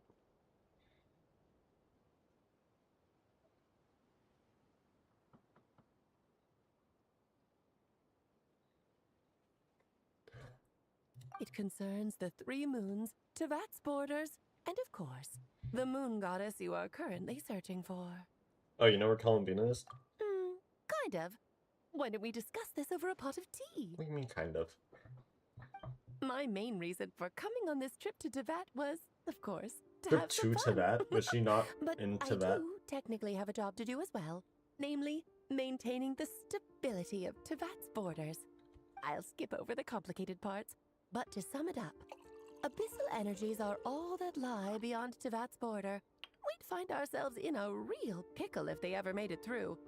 And the phantoms you've been seeing are a sign that the border has been disturbed. Ah, no wonder they tend to show up around Moon Prayer Night. Is it because the real moon is now so close to us that its power can cross the border? In part, but only a negligible amount passes through. Just enough to influence the verdant crests and so on. And as you've noticed, there has been an unprecedented number of phantoms appearing this year. The influence of the moon beyond the border cannot explain this. No, there is another far greater factor at play. The trilunar syzygy. A trilunar syzygy. Eons ago, before the heavenly principles came to Tevat, it was the then 3 moon goddesses who controlled the laws of this world. Talking about life, death, and such, aren't you? Oh, that's exactly it. Time. The 3 goddesses split these powers amongst themselves, promising never to consolidate them into one singular body. This was meant to keep the world stable. But, fast forwarding to the present, the eternal moon's marrow is with you, while the iridescent moon's marrow, which should never have appeared in this world, has been retrieved. Add that to the presence of a moon goddess in the flesh and... the power of all 3 moons is gathered here in Nod-Krai. There hasn't been an event like this since the War of Funerary Flame. And it's having a noticeable effect on Tevat's borders. Why are you so concerned about said borders, if I might ask? Because I wish to give my darling daughter a peaceful, sunny environment to grow up in. Is that a good enough reason? Kinda sounds like you're dodging the question, but it does make sense. Well, that's one reason anyway, and the most important one. The others are a little complicated to explain. For instance, cleaning up after dearest Miss R. Albedo can tell you more about that if you're curious. But right now, I have a more important question to ask you. Why are you collecting the moon marrows? Columbina wants to use their power to return home. I see. Nicole told me about that legend once. Nicole? You mean Mage Anne? Yeah. Oh, so So when do I meet her? We heard her voice in Fontaine. Yes, of course. Didn't we hear her in That Sumeru? was a Or am I story about misremembering? her area of expertise. But back to the story of our dear moon goddess. I'm afraid her intended method of returning to the moon is unlikely to work anymore. What? What does that mean? She may be missing, but she hasn't gone anywhere. She has disappeared. What's that mean? Oh, once long ago, the damsel who lived here walked something.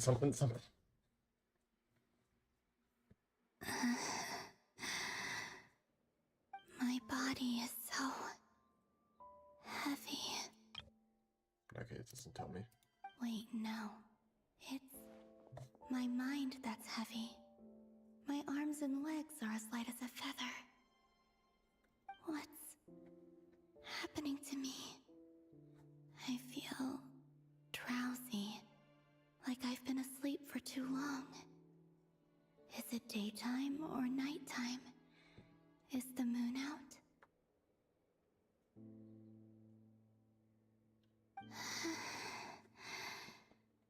I think I'll go for a walk. Oh, is this what happened to her?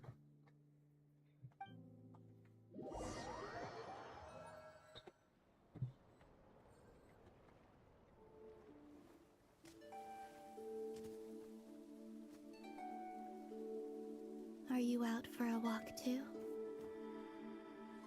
Huh? Oh.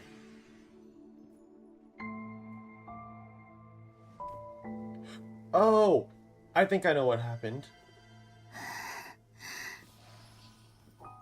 You know how, like, the phantoms are in our world and stuff, but, like...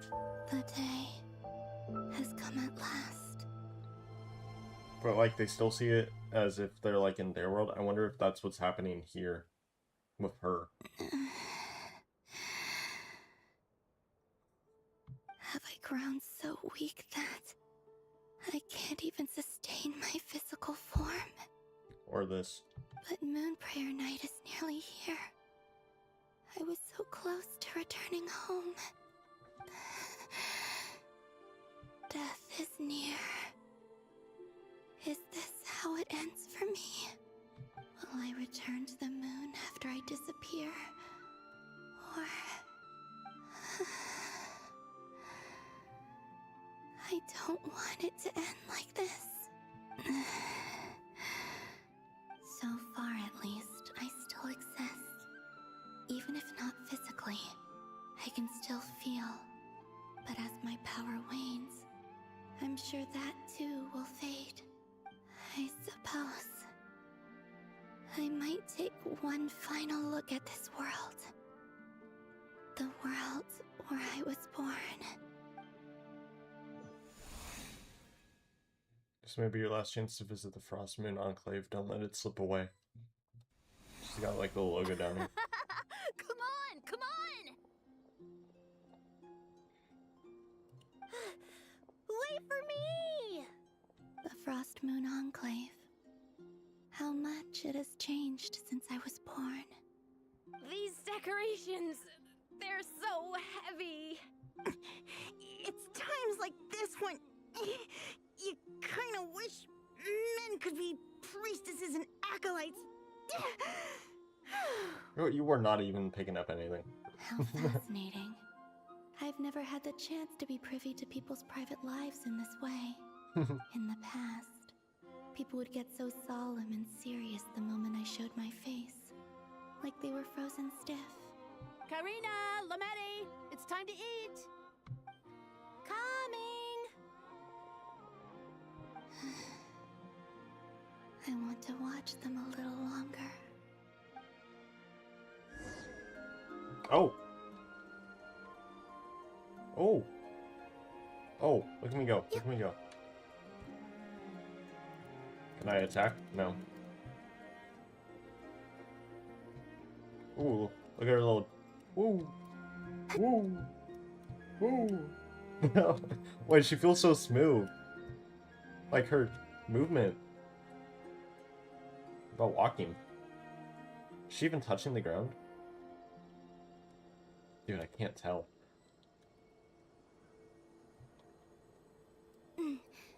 Wee, wee, wee.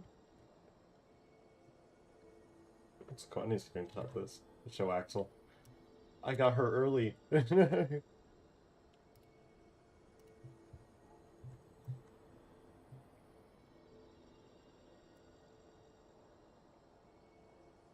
Dang, that picture took a while to send.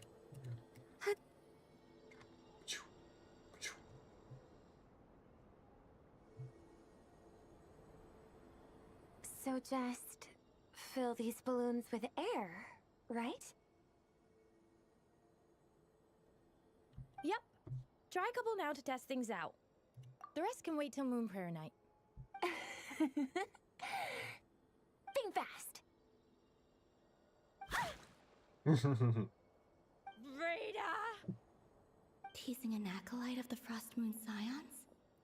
Surely that's a punishable offense. Take this!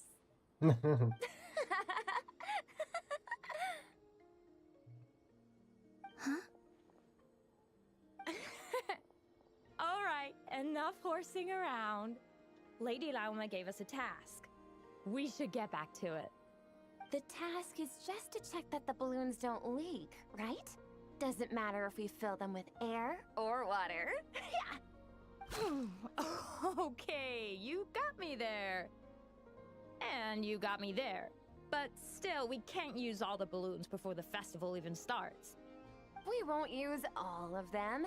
And as long as Lady Lauma's trusted acolyte doesn't snitch, this can stay as a little secret between friends. A couple more can't do any harm, right? Oh, you menace. Then, think fast!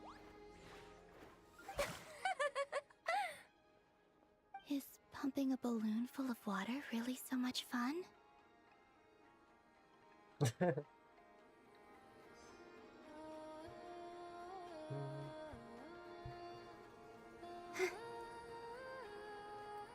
Can I leave this place, or is it like I'm stuck out? Run around the map. Oh, wanted to take Columbina around the map.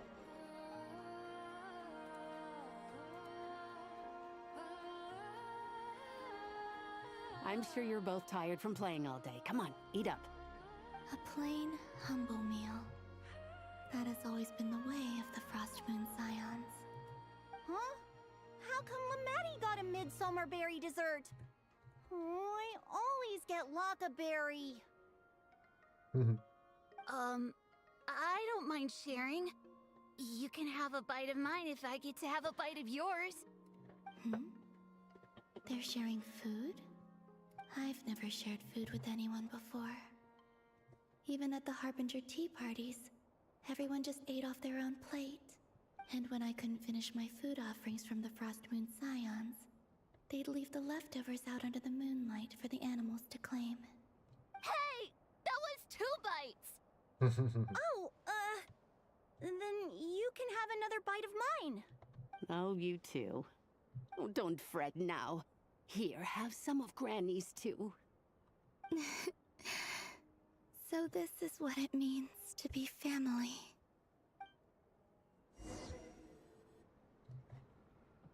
I thought I was about to go back into gameplay. I'm seeing so much that I'd never usually get to see. They'd never act like this when I was around. It's nice, being able to just watch people in peace in these final moments. What a rare opportunity. I think I'll go take a look around Nasha Town, too. Maybe the Traveler will be there.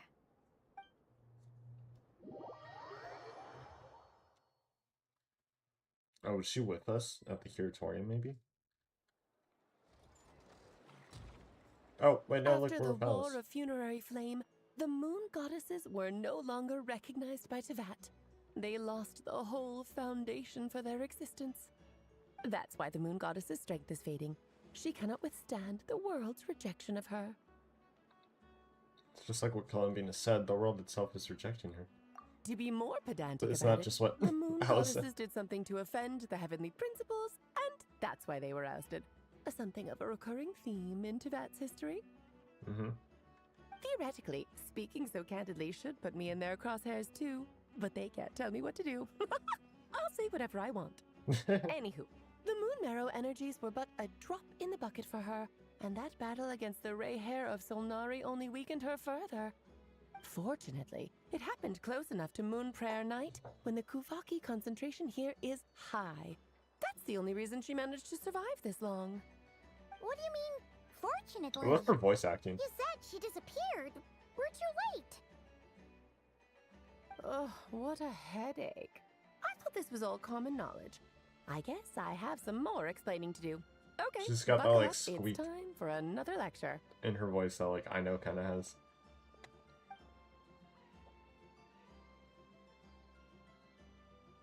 Now, I said earlier that the moon goddesses lost the foundation for their existence. The reason for that has to do with the natural order. Basically, the rationale for their existence in Tevat was lost. The same logic applies to the present moon goddess too. Consider her existence so far. Her comrades in the Fatui called her Damselette. And she was worshipped as Kutar by the Frost Moon Scions. But these connections have now been severed, whether by her hand or yours. So, the rationale that once sustained her existence is now gone. Wait, we did that to her? Oh, well, strictly speaking, yes. let's not start pointing fingers, shall we? I'll only end up as the big bad villain, and that's not the kind of final boss I want to be. You're making light of this. Hopefully that means you have a plan.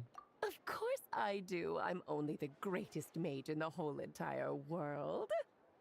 Now, if you wish to find your moon goddess, there are two problems we need to solve. Firstly, we'll need to strengthen the connection between her and Tevat, at least enough to sustain her until Moon Prayer Night. Strengthen her connection. But does that mean I'll have to rally all the Frost Moon faithful behind this? I'm afraid a bygone faith and a former home won't be of any help to her now. Do you know her name? I mean, Columbina, but... Yes. Nah. Names are very She said important that's like a things. title. A name is a fundamental concept that anchors one's entire existence. I asked her once, but she said she didn't know. Oh, ah. Then your first job is to find it. As a moon goddess, I'm sure she must have a name she identifies with. Neither Columbina nor Kutar is her true name, and she's never really accepted either of them. So, finding out her real name is enough to sustain her existence? Yes, I know it sounds like a small step, but every journey begins that way. So for now, that's all we need to focus on.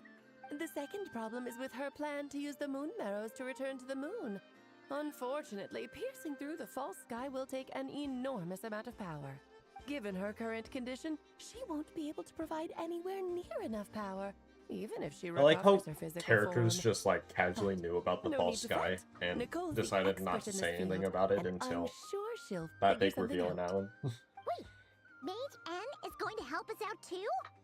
That means Oh, we've got Nicole. 2 Hexen Circle mages on the case. This is turning into a pretty big deal. Actually, this is more of a side quest for me.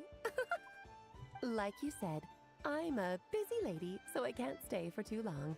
I'll have to return to Tevat's border soon. Thanks for telling us all of this. That's the upside you get for looking out for my little Klee. Hopefully that will incentivize you to carry on keeping her company in the future. Anyway, jokes aside, you'd better get moving. It will take quite a miracle for the moon goddess's consciousness to hold out till Moon Prayer Night. Oh, I suppose I might as well tell you where Nicole is before I leave. Oh, yeah, do that. Go now. Time to meet your new friend. Oh, yes, and a little suggestion. Don't forget to mind your heads. What? I think I get it. I wonder how Durin's doing. I should really go see him before I head back. You really are super busy. I most certainly am. There's so many children I have to keep tabs on just in Mondstadt. Durin, Albedo, Venti, Varka. Yeah, there were some unexpected names in there. Klee didn't make the list, huh? Of course not. Klee is my pride and joy. I have no qualms about her, because she's the best child in the whole wide world. Yep. Klee's a little angel. I'm glad you agree. Well, all the best. See you when I see you. Bye-bye, Alice. Alright, let's go see Nicole. She left in a hurry. Yeah, she didn't pack up her stall. Should we handle it for her? I doubt that's necessary. I must say, I'm now very curious about her daughter. Klee, wasn't it? What's she like? She likes fish blasting and terraforming mountains. Come on, we'll fill you in as we go. Hey, she also blew up, who was it, Piero's mask, right? That's why his mask is, like, only half of it.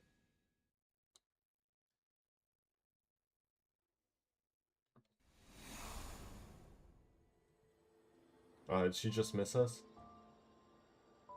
What a lively place.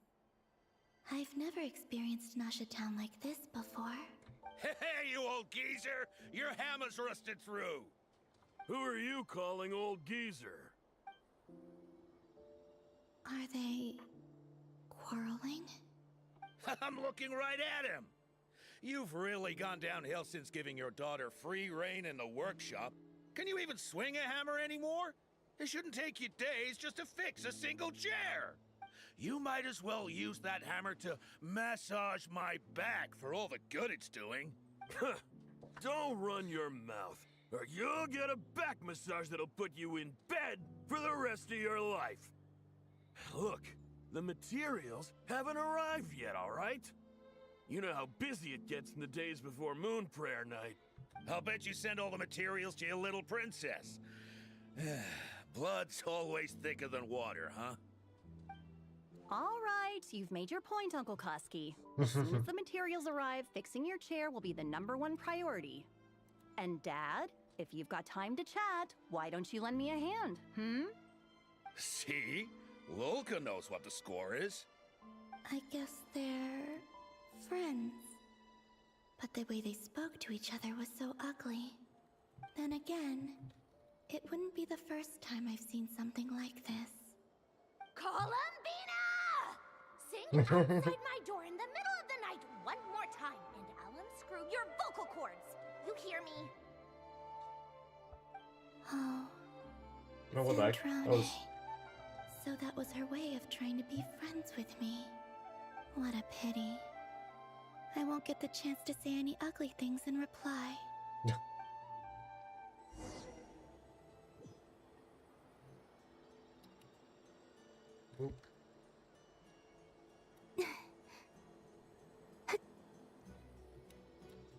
I just realized she's got like the little moons. Hey, have you decided what to give her for Moon Prayer Night? I sure have. She's gonna get the surprise of her life when she's least expecting it. Then I'll whip out the ring and pop the question. The surprise of her life. What a fun turn of phrase. Cool, I get the picture. You can spare me the gushy details. Ooh, looks like we have a customer. Hello there, ma'am. Would you like some Moon Prayer Night candy? Huh? Is he talking to me? Can he see me? Here you go.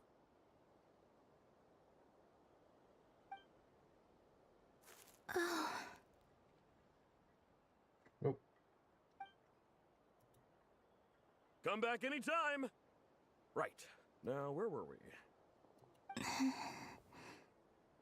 I don't know why, but I still held out hope.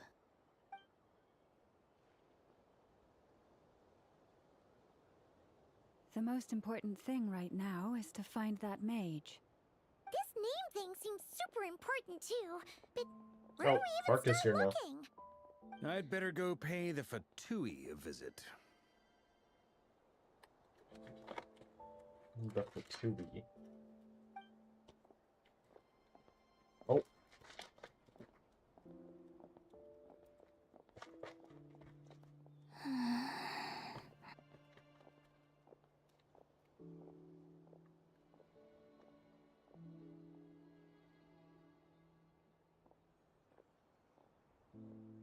Columbina? Oh.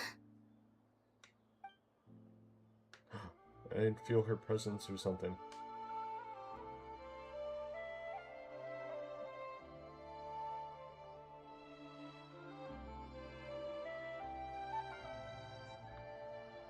Traveler? She's here. Let's go! This is no time to be spacing out!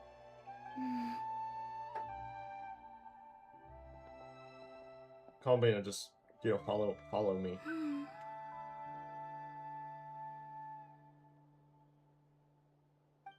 Yeah.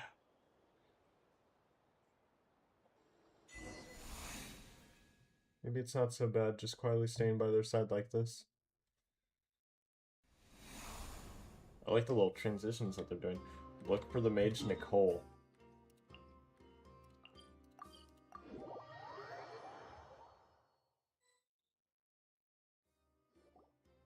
Where are they going? They mentioned a mage and a name? So, Mr. Varka, are you acquainted with this Nicole?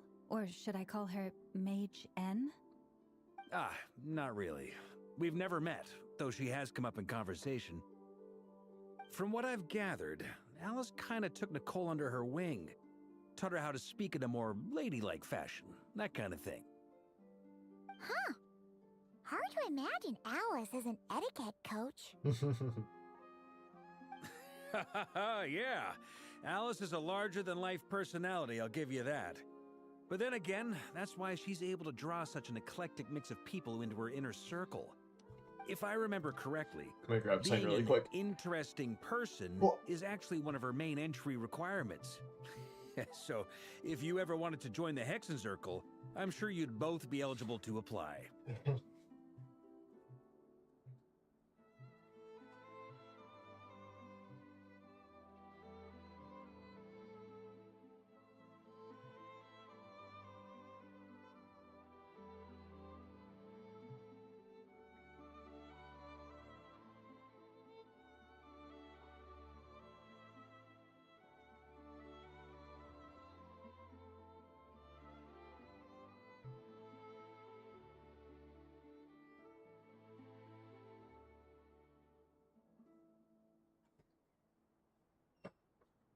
I'm back. My room smells like oranges. Hey! Don't go around making promises on Alice's behalf. I wouldn't dare. I'm just trying to paint a picture of the Hexenzirkel for you. Okay, sure. Anyway, since none of us have ever met Nicole, how are we supposed to find her? We can't just go up to every woman in sight and ask, hey, are you Nicole? Maybe something she's wearing will give it away? Like, a windbloom pinned to her chest or something. Wait a minute. Alice never said Nicole was from Mondstadt. Oh, true. What about she said? That would be this young lady. It's then? her. Screenshot. Show Axel.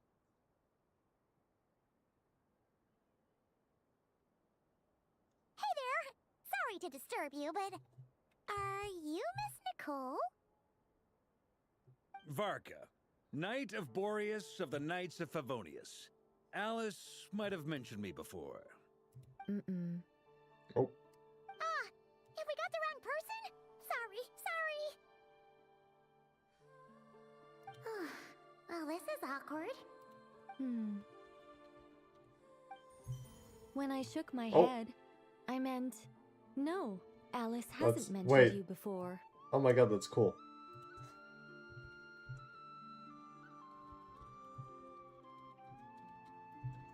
Oh my god.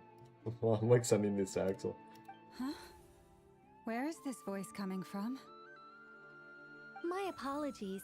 For certain reasons, I am unable to speak. This is the only way I can communicate with you. It might take some getting used to, but I hope you can understand. Yeah, I thought they were gonna do that for all of them. Hey, it's fine. I'm more shocked by the fact that Alice never speaks about me. I mean, As for you two, we have crossed paths twice before, but it is nonetheless a pleasure to finally meet you. It's really you! Thanks for all your guidance in the past! You're quite welcome. This time, things are different. We have reached the unwritten pages of the story. You might say that we stand at the crossroads of fate. Oh. Now then, allow me to formally introduce myself. My name is... Nicole. No, Oh, stop! what? Alice! I can't believe it! I had a whole speech prepared. I'd Oh, that's agonized great. over every single word. She always picks the worst moments to ruin other people's plans. I'm so sorry about that. Alice took the liberty of devising some bespoke self-introduction magic for each member of the Hexenzirkel. Oh my god, that's great. But I could have sworn I deleted all of the triggering conditions for it. How did it bypass everything? Oh gosh, this is so embarrassing. This is a very different side of Nicole than what we're used to. Is she Yeah. not used to face-to-face interactions? Probably not. Don't worry about it. We've seen that introduction magic once already, so it wasn't too much of a shock. Please go on, Miss Nicole. We'd love to hear what you have to say, or, well, communicate. Huh? Are they talking to this lady? But Our Columbina can't Will hear you her. all promise to forget that horrendously embarrassing introduction? Sorry? Embarrassing? When? Among the words that hopped out just now, I saw angel. Yes, my name is Nicole, and I am one of a very few angels who have retained both their preferred form and their power. The Traveler and Paimon should be no strangers to this concept. There is another of our kind in Natlan. They call her the Lord of the Night. Alright! Paimon remembers her! Paimon remembers her like it wasn't literally just a few months ago. But we've never seen her in person. Yes. Well, I have retained more of my power than she. It's because I don't have a long-term duty to fulfill. To be more specific, no. We'll be here all day if I get into the specifics. Moving on. If I'm not mistaken, you are here because you wish to learn how one might reach the moon beyond the sky. That's right. Is that something you can give us any guidance on? Yes, I do know a way. It began with the Hyperboreans, who lived after the War of Funerary Flame. Blank looks. Maybe I should start with the background of the war. Or maybe not. It shouldn't be an issue. I'll fill in the gaps for you when we have more time.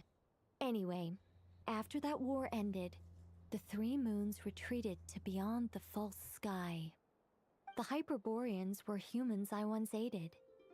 They accepted the civilization and creations bestowed upon them by Hyperborean the people. angels. But despite accepting many blessings of the angels, many among them still held on to their faith in the moons.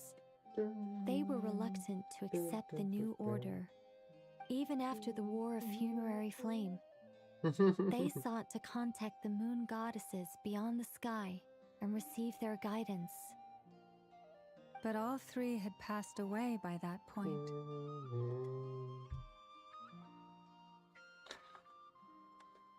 this mage has a unique method of communicating. Is she talking about the moons? Yes, but they did not know. And so, still they prayed for the moon goddess's mercy. After building titanic structures that consumed vast amounts of Kuvaki, at last they glimpsed the moons and heard their voices.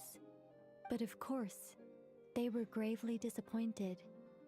For it was then that they realized the three moon goddesses were dead. Oh, that's such a sad story. It is. Humanity was in a very sorry state at that time. The angels who had once aided them were gone, and the War of Funerary Flames had left them homeless and destitute. Just a second, I gotta ask. How relevant is all this history to the task at hand? Well, I mean, it's... Okay, it seems we've drifted into irrelevant narrative waters. It's been a while since I've had the chance to speak inside someone's head. As soon as I got started, I lost control, and the words just flowed out like a waterfall. What I'm trying to say is... Right, yes, that's it. The relevant part is the ritual created by the Hyperboreans. The fact that they bypassed the false sky and saw the true moons implies that they successfully built a connection between Tevat and the outside world. Which means, with enough Kuvaki and a sufficiently stable connection, it should be feasible to send one person over the border. Okay, so they built some kind of portal? Oh, yes. A portal. Yes. Is something wrong? You sound disappointed. I just didn't expect you to summarize it so well. It turns out I could have said all that in one word, if only I'd managed to think of it. No, please, it's fine. This is invaluable knowledge. I'll be sure to record and preserve everything in writing. Oh, really? Well, in that case, I suppose I could backtrack and add some more detail. I did gloss over a few things so far. Whoa, whoa, whoa, time out. Time Let's out. summarize what we've got first. The Hyperboreans were the last ones to use this method, right? So we somehow need to find whatever structure they built and make sure there's enough Kuvaki to power it up. Luckily, we have the moon marrow of both the eternal and iridescent moons, so we're all good for Kuvaki. Which means the key issue we need to focus on is finding the place. Am I right so far? Yes. Although, I expect the structure is long gone by now. That said, what if we could take advantage of the phantoms to travel back to a time when it still existed? Well, travel back isn't quite accurate. It's more like we'd be creating a handshake between 2 points in space-time. We wouldn't even have to pick a time when it still existed. It could just be a time when it still appeared in phantom form via projection, or we could project our own phantoms, fold them together at... Oh my god. You look lost. Was that too hard to follow? Yeah, things got a little, technical there. Paimon's brain is reaching capacity. Alright. Let me think about how to put this more simply. Okay, got it. Over the next few days, I'll search for phantoms that we can use. Once I find one that meets the criteria, I'll let you know and we'll regroup. By completing certain rituals, specific individuals will be able to enter the phantom and make it to the Hyperborean structure. If everything checks out and it looks feasible, we'll just need to wait for Moon Prayer Night, and we can send the Moon Goddess back home. I'm really skimping on the detail here. Is this making any sense at all? I think so. For now, we'll just wait to hear from you. Yes. Basically, yes. Great. Counting on you. In the meantime, we'll focus on finding the Moon Goddess's name. My name? Are they looking for a way to stop me from disappearing? Excuse me, Miss... Go on, Miss Nicole. This conversation was a little all over the place. I didn't catch your name. I am Lauma, of the Frost Moon Scions. Ah, I did wonder. I noticed that you listened very intently when I spoke about Hyperborea and the moon's history. If you'd be interested, I'd love to visit you this evening and go through it again in greater detail. Also, if you were serious about making a record, it would be too risky to simply write down the raw details as is. I would suggest some tweaks. Maybe rewrite the stories as fairy tales or fables, perhaps even prayers. Anyway, we can cross that bridge when we come to it. So, see you later then? Oh, and no need to prepare anything. Just a cup of tea will do. See ya! Bye-bye, Nicole. She seems friendly. It's just... It's so nice to find someone who's actually willing to listen. Are we still hearing her thoughts? I'm dying for a chance to finally go through all this systematically from start to finish. Any longer and I'd probably start forgetting it. Now Paimon gets why Alice told us to mind our heads. What did I tell you? A lot of quirky people in Alice's orbit. Now then, the next order of business is, where do we start looking for the Moon Goddess's name? Maybe the rest of what Nicole has to say might give us some clues. Once I've heard her out, I'll summarize the salient points and share them with you all. I'm also inclined to review our other documents. Yes, our faith was first established by our Hyperborean ancestors, but many of the more factually accurate records are from after Kuthar's birth. I have a hunch that the Fatui might know something too. Sounds like we're gonna follow Calamina's journey through Devat, huh? In that case, we'll start by heading to the Frostmoon Enclave. Sounds like a plan. Take this with you. I'll see about getting in touch with the Fatui. It'll probably just be Arlecchino and Sandroni again. They're the only ones who would want to help. Thank you, Mr. Varka. Don't mention it. Honestly, I'm more comfortable dealing with the Fatui than prying into the details of a young lady's childhood. Catch you later. I should follow them, just in case there's some way that I can help.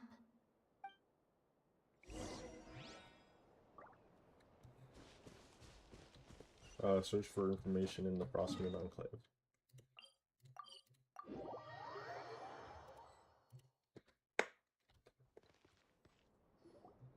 A while ago, I took the time to organize all documents in our possession that pertain to Kutar.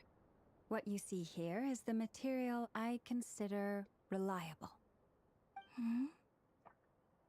You're saying there's unreliable material too? Yes. Most of the information we have was transmitted through an oral tradition. Inevitably, some of her stories were mythologized and deified over the years through countless retellings. That's why I organized them into reliable and unreliable. There's no sense seeking answers in history unless we can ensure the Am I gonna have to veracity read of a the lot of historical stuff? record. Makes sense. Alright, let's take a look through. Clear and concise would be one way to describe the writing style of these historical books, but you could just as easily describe them as terse and dry. Since Llama already knows the material like the back of her hand, the quest to find any new information in these texts is tough going. Almost all these records refer to Kutar instead of Columbina. Although neither of those is her real name. Paimon's not sure what point she's trying to make. What we can gather from these records is that the Frostmoon Scions worshipped her as a god, placing impossible expectations upon her. I cannot fault them for their earnest faith, but for all their devotion, worshipping her day in, day out changed nothing. I imagine that none of it resonated with Columbina. It wouldn't surprise me if, even back then, she had already begun to reject the name Kutar and everything it represented. Lama speaks the truth. When I heard them call upon Kutar with hope and expectation in their voices, they may as well have been calling upon somebody else. When you were organizing these texts, what criteria did you use? Well, that's a bit complicated. I looked at the level of detail, perceived authenticity, prose style, and how realistic their portrayal of Kutar seemed to be. Amongst the Frostmoon Scions of today, only I know of her existence, and I alone have spoken to her face to face.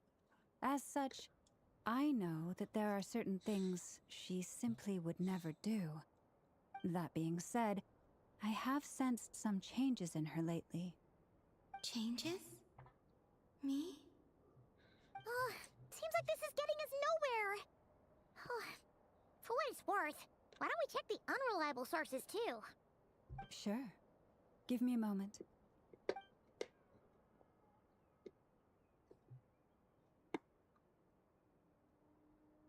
Exerting but a fraction of her divine might, Kutar sheared a great mass from the snow-capped mountain and cast it into the sea, upon whose surface shone the mirror image of the moon. Thus was formed the island of Hisi. Yeah, right. That doesn't even begin to pass the sniff test. The three moons are naught but lies through and through. Only one moon has ever shone for us, and Kutar is her name. Subjectivity is strong in this one. We've heard something like this before in that one. The vast majority of ancient texts are filled with fanciful tales like these. I trust you understand my criteria a little better now. Kutar did not speak, merely gazing into the distance in silence. And where her gaze landed, this was her prophecy. Clearly, whoever wrote this text never even met Kutar. Otherwise, they'd know that her eyes are always closed. What about you, Traveler? What are you reading? Seems like a collection of anecdotes. Come on, let Paimon see. The wooden nest with which to shield a fledgling bird from the cold. But being so young and lacking in strength, the child could not snap the branches from the trees. Katar was passing by. Upon seeing the child, she summoned forth the Kuhenki, who built a beautiful nest for the child. I remember that. Not knowing the meaning of Katar's divine intervention, the child dared not to respond, and thus ran home to call their parents. But Katar was gone. The Moon Chanter declared the event a miracle and took the nest as a relic, placing it on high for all to see. The child was named as one favored by the goddess and was greatly respected amongst the people. Yet, no further miracles were bestowed, and this matter was forgotten in but a few years. Huh. Any thoughts after reading that? If it's true, it gives off somewhat it gives off a somewhat lonesome feeling. Yeah. Columbina probably just wanted to join the kid in making nests. Ah. I'd originally considered this a fabrication, because Kutar did not perform any similar actions in subsequent records. But now that I think about it, it does seem like something Columbina would do. It's just that... She didn't know how other people would interpret her actions. She was probably worried about making things difficult for people. And so, she gradually stopped joining in. Yes. Oh, that's so sad.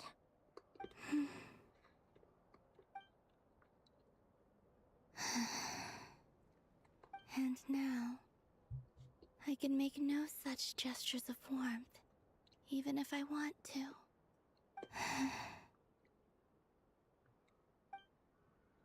Still no name. That's a bit of a shame. But we did learn some interesting stories. That's gotta count for something. Barca said he was gonna set up a meeting with Arlecchino and Sandrone, right? Let's go back to Nasha Town and see how he's doing. Oh yeah, I wonder if they're there right now.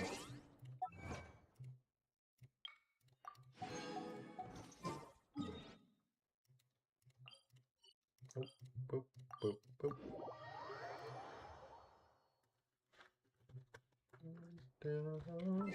What else is in here? Oh, mail.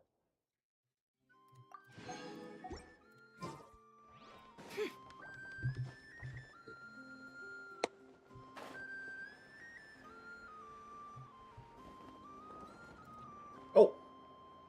Let's see. Snap her dead? There's Barca. Or take damage? Oh, and it's Durin and Albedo too. Talk about coincidences, we meet again. Yeah, this is pretty much the same place we bumped into each other last time. I convinced them to stick around a little longer. We were all waiting on people, so I figured having a little company would help pass the time. Ah, so you've been waiting for us? Does this mean that you've already arranged things with the Fatui? Sure does. Now you're back, we can go meet up with them together. How'd your investigation of the Frost Moon Enclave go? Well, we didn't find out Columbina's true name. But apart from that, it went pretty well. Well, we learned some stories from her earlier days. Aha, just as well that I didn't tag along then. I'm sure our moon goddess wouldn't want every man and his dog knowing all about her private life. Still, desperate times, desperate measures, I guess. Someone had to do it.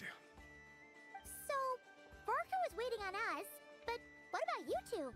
Are you waiting for Alice? Oh, no. We already met with her. We discussed that experiment I mentioned to you last time. Oh, and she also handed me this communication device. This looks familiar. I'm sure I saw one of these back on the Golden Apple Archipelago. Hey, reference. That's right. I understand she informed you about the relationship between the Phantom I was about to say, how do you know and you weren't Tavat's there? borders, yes? She wants me to help her with some more experiments on that front. She said that she'll contact me through this device with more information. Ah, I see. Following instructions and making observations. Pretty common research method. Takes me right back to Albedo's lab. Wait, then who exactly are you meeting? Someone you know. Albedo's met him too. But I don't think Miss Lauma or the Grand Master have been introduced.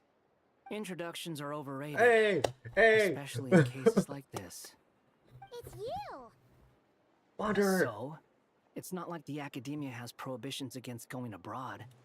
Also, I applied for leave. I've been writing to Hat Guy since obtaining a Hat human Guy. form. I've already brought him up to speed on everything that's been going on in Nod-Krai. Oh. Yona acts about this one too. Turns out, I actually have heard that name before. Oh? Then why did you react the same way I did? I only knew the name, not the fella. But since we're all here, let's do some introductions for what it's worth. I'm Varka, Grand Master of the Knights of Favonius. Lauma, Moon Chanter of the Frost Moon Scions. And I'm a Driosh from the Vahumana Darshan of the Sumeru Academia. Hat Guy. I can't wait to see him again, Mr. Guy. I can't wait to see him interact with the I believe we last saw each Harbingers. other on the boat right here. So they came to Nod-Krai together. I can't wait to see him interact with the Harbingers because they're not gonna have any idea who he is, but he's gonna Mind remember you, all of them. The only reason I came here is because there's someone I want to look into. Oh. Who's that? Don't say the The doctor. doctor. Don't. He said it. Also known as Dottore, second of the Fatui Harbingers. Just as I thought. From the tone of your voice, it sounds like there's bad blood between you. Oh, there's bad blood between I the was doctor and reviewing everyone. our archives and noticed that a lot of information about him was missing. Left a bad taste in my mouth. That's all there is to it. Dottore, or Zondique, as he was I then wonder if known, Columbina was once affected by the studied at the Irminsul academia, erasure but he thing, got kicked out since before he she's- could She's graduate. technically not from Tibet. So the Harbinger's #2 man is a college dropout? How embarrassing for them. Last we heard, he was planning something. We actually heard that a few times before even coming to Nod-Krai, but we haven't I've seen a seen trace of him Columbina since we just got walking here. around in the back. He only appears when something interests him. For all we know, he might have left already. But the fact he did something here at all is worth noting. It'll fill a couple extra lines in his file. Why does it sound less like a file you're writing and more like a criminal record? Anyway, Close we were enough. just about to meet 2 of the other Harbingers. Want to come along? You might learn a thing or two about him there. Sure. Even though they're harbingers, well, they're old acquaintances of ours, so, you know, when you talk to them, try to be... I got it. The Frost Moon Scion's relations with the Fatui Used to be remain one of them. tense. Forgive me if I do not attend. In that case, we'll continue assisting Miss Alice with her experiments. Good stuff. Everyone's having a fruitful time. All right, we better get going. I'll lead the way.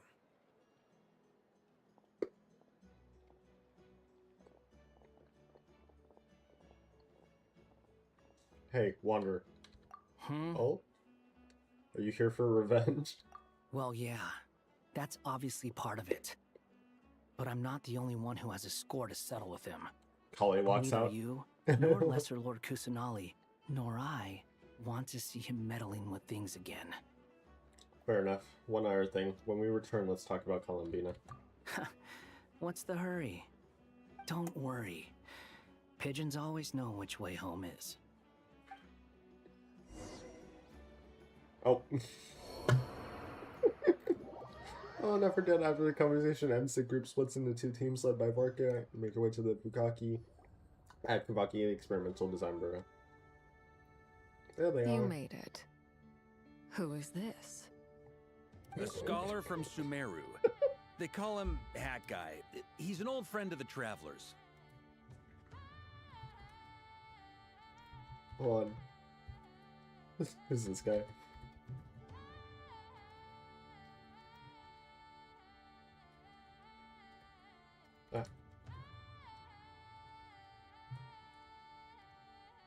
Wait, this is the academia representative you wrote about? He doesn't exactly look the part.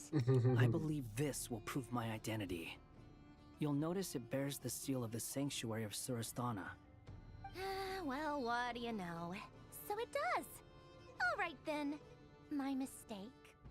It's fine. I expected as much. What? So as I mentioned in my letter, the Academia's got its eyes on Dottore. But this matter remains top secret. Apart from those assisting in the investigation, the fewer people who know, the better.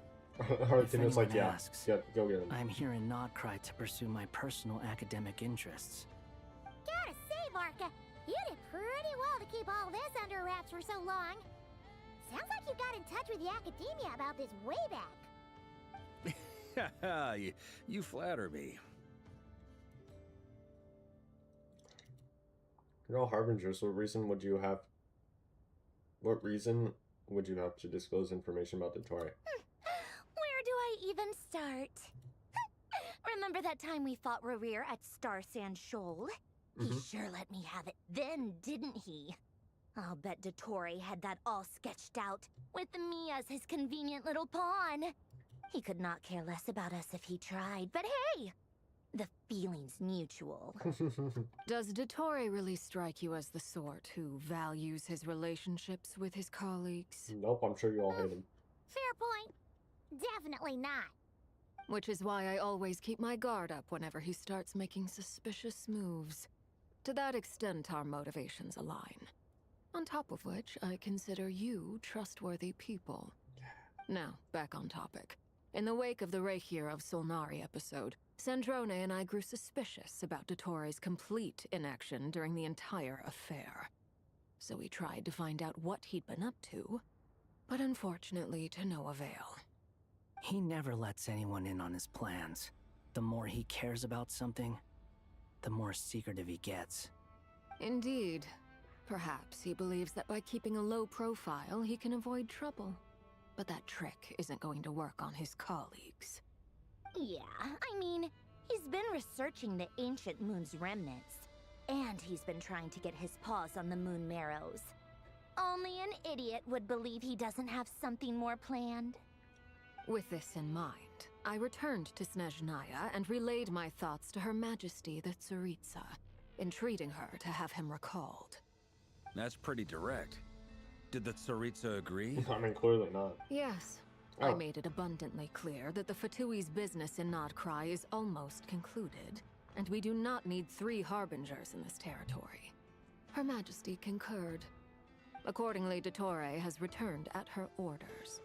I imagine he is continuing with experiments, which no one besides he would ever have any interest in. Is he actually there though, or do you send one of Common his like sense might robot mean nothing versions to of him, himself? But he's not stupid. He knows that no good can come from opposing the Tsaritsa. Smarts alone won't get him all the way. He needs the Rooster's resources and Regrator's Mora, both of which the Tsaritsa can strip from him by waggling a finger. But doesn't he have a track record of publicly following orders while going against them in private? He probably has it down to a fine art by now. Wouldn't put it past him. We worked together on a research project once. Only briefly, but it was enough to show me that we're fundamentally different people. He has no interest in doing things methodically, stage by stage. His thoughts jump all over the place, and the moment his curiosity is satisfied, or he gets the results he wants, he disappears. The only similarity we share is that, once we set our minds on doing something, we will see it done. Whatever it takes. Oh, we definitely saw some of that in your battle with Rerir. You got so competitive. Ugh, do not remind me. Then I believe we all concur. Dottore will not simply give up. Fantastic. Now this is turning into a whole day of unpleasant memories. Ugh. Are you talking about the moon marrow stuff? He also strikes me as the kind of person to disregard experimental regulations, ruin all the equipment, and go way over budget. Then leave the first person he can find to deal with the fallout. Exactly. This one time, he was running some high-temperature experiment and the substance exploded. But does he care? No. He orders his subordinates to open the device so he can observe the results, which causes the gas inside to leak out. That gas was poisonous! If I hadn't been there, who knows how many people might have died? And after all that, he left! While I was still cleaning up after his mess. What a waste of time, he said. A waste of time? The nerve! He wasted my time! You've been bottling that up for a while, huh? Hat guy, I must say, you seem awfully familiar with internal Fatui affairs. Especially when it comes to Dottore. Thank you, Lady Harbingers, for providing such valuable information. I have no other questions for now, so I'll be on my way. Wait, what? You're just gonna leave? You're welcome to join if you want. Ugh. Just when Paimon thought he'd finally mellowed out. He makes quite the impression. I'll say. I've met tons of headstrong people, but not many of them would join me in bad-mouthing Dottore. Oh, I would. Anyway, back to the main agenda. Barca, you said that Columbina has gone missing? Or rather, disappeared. Yeah. We're working on building a connection between her and this world. The simplest method is to find out her real name. I've actually asked her that question before, but she said she didn't know. Considering our relationship, I doubt she was lying to me. She could have just given you a pseudonym. What did she do while she was with the Fatui? As far as I recall, she was never dispatched by Her Majesty to claim a gnosis or anything like that. The Tsaritsa's plans had long contained a place specifically for her. I always thought that was weird. What could she do that the rest of us couldn't? Knowing what we do now, it's probably something related to Kavaki, right? More than likely. When she first arrived, Columbina would often go to Her Majesty and ask when she could start the task assigned to her.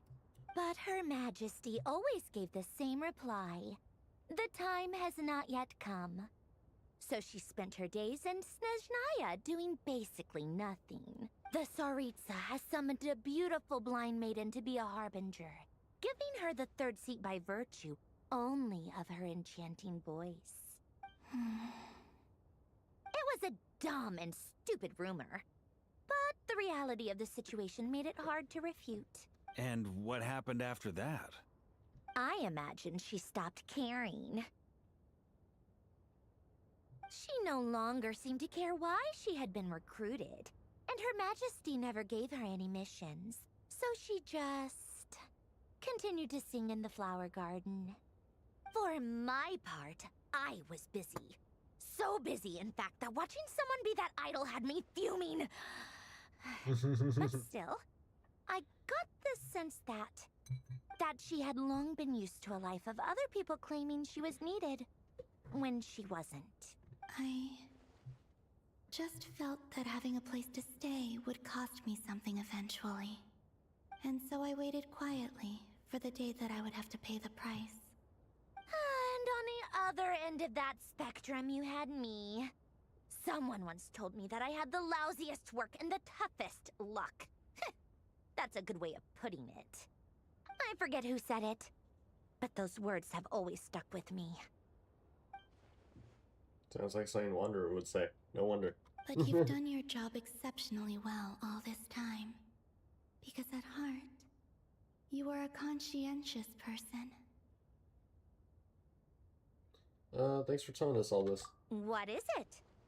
Something come to mind? It's nothing. I'm just even more eager to learn her name now. I want to shout it to her from the rooftops. That makes sense. Nothing screams you are needed like your name shouted from across the town. Well, good luck with it. But if you ask me, Columbina is still the most shoutable name. I I'm just so used to it now. After all the arguments we've had, I can't be bothered trying to remember another name for her. Nor I. Sandrone. Harlequino. Chat further about interesting moments from Calvina's past. Oh, this is Sealy. Sealy! Does that mean Nicole has news for us? Ladies, I thank you for your hospitality. If the chance ever comes up, I definitely owe you both a drink sometime. I'm sure it will. You can make your own way out. Heck, you've been here enough times, you probably know your way around better than I do. Yeah, take care, everyone. We'll be in touch if the situation changes. Time to do what adventurers do best. Follow that Sealy! I haven't followed Sealy in a bit. Actually, that's a lie. Oh. Here you are. What's going on here? Oh, hat guy. How come you're back so soon? Did things go all right with the Fatui? Fine. Dotori's been summoned home by the Tsaritsa. Couldn't get much more than that. How about you? Any progress with the investigation? Unfortunately not. We've tried everything. Different phantoms, different locations, different points in history. But the results are the same each time. Abyssal monsters roaming the land. People crying out in despair, with no hope of being rescued. Every time I see it, I can't help but think, is this what it was like in Mondstadt when Dragonspine Durin attacked? And if I fail in the task I've been given, will I create yet another tragedy? Ooh. That's just meaningless speculation. When we encountered similar phenomena previously, I tried to interfere with those illusions, using sounds and lights to guide them. However, we could not change their fates. At most, we were able to extend their existences. The events of the past are like fate that has been written into Irminsul. There isn't a living thing in Teyvat that can escape its past. But Miss Alice instructed us to try to find ways to change the outcome that these phantoms face. It's an impossible task. Can't you just refuse? Since she asked us to do this, I feel like it can't truly be impossible. Or if it is, well, mages can make the impossible possible. I could not have been born as Durin otherwise. But you also said that your past 39 attempts were fruitless. That's true. But you're still going. Yes. After this many futile attempts, surely you realize that you're not doing this because you still believe what some mage told you. It's because you want her hypothesis to come true. It's something you wish for deep inside. So, think for yourself about what you want to do. As long as you don't believe it's futile, it isn't. Yeah. Previous experience indicates that we cannot touch the phantoms, which limits the effectiveness of our interventions. If we want to clear this hurdle, we need to break this rule somehow. Same thought here. Following the same rules means repeating the same failures. Reducing ourselves to mere playthings of fate. So you mean we need to figure out a way to make contact with them despite knowing that we can't? Yes, and I suspect that's something only you are capable of. Everything in Teyvat is logged in Irminsul, but the withering that once occurred in Sumeru was a sign that the Great World Tree was being corrupted. This corruption allowed things that should not have existed in Teyvat to appear. This is tantamount to rewriting reality to an extent. You're saying abyssal power might be able to affect those phantoms? No one's ever tried it before. If you're gonna try it, it'll take courage. And you have to be confident that you can control it. Is anyone there? Has anyone seen my daughter? She's missing. I have to find her. I hear someone inside. Spargana? Are you in there? Ah! If I can use my abyssal powers to warn him that there is danger here, maybe it'll change his decision. Maybe he'll stay away. Yes. The important thing is not the nature of the power, but rather how you use it. To intimidate and obstruct. Sounds about right for the Abyss. Let me try. I should be able to influence that thing. If I have Durr now. What? This isn't the time for that! Just run! What pillar? I hear someone inside. Spargana? Are you in there? During his power abyss to affect the world in which phantoms live.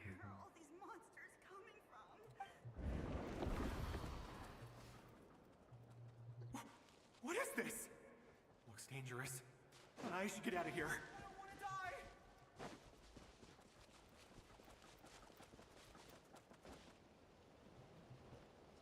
die! He really left. Ha! We did it! Don't celebrate too soon. Follow him. See what he does next.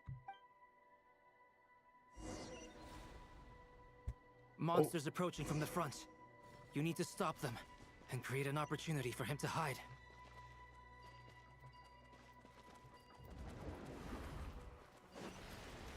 Ah. Help me! Phantom has met its end and returned to his place of work. Okay. Monsters approaching from the front. You need to stop them. So let me see. I don't want Create to an opportunity for him to activate hide. that one. I want to activate this one. No! There's monsters ahead!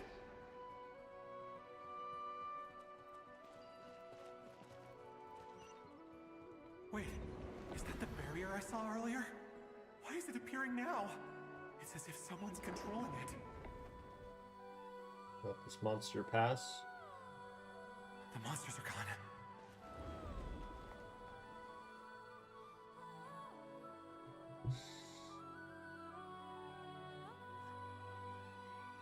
The barrier's gone too.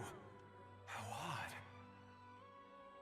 Anyway, I guess I'll keep going. Quickly, let's keep up. Yeah.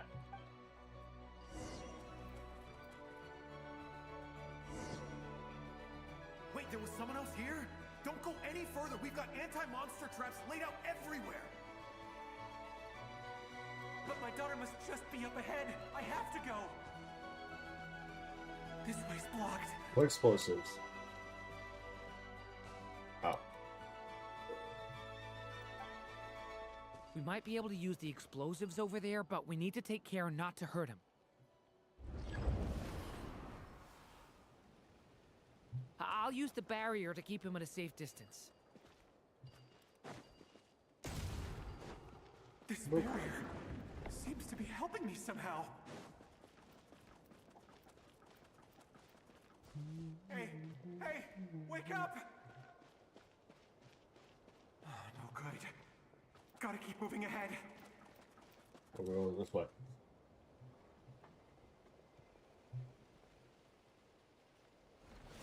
So many monsters! There's still a chance, Durin. Use the traps. Oh, yeah. Alright, let me choose. Boop. Boop.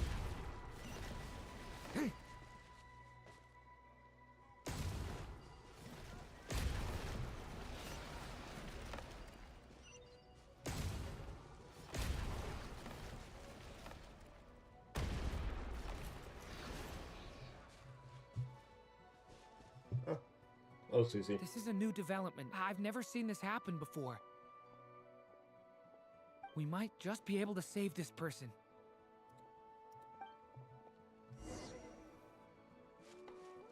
Let's go, Durham.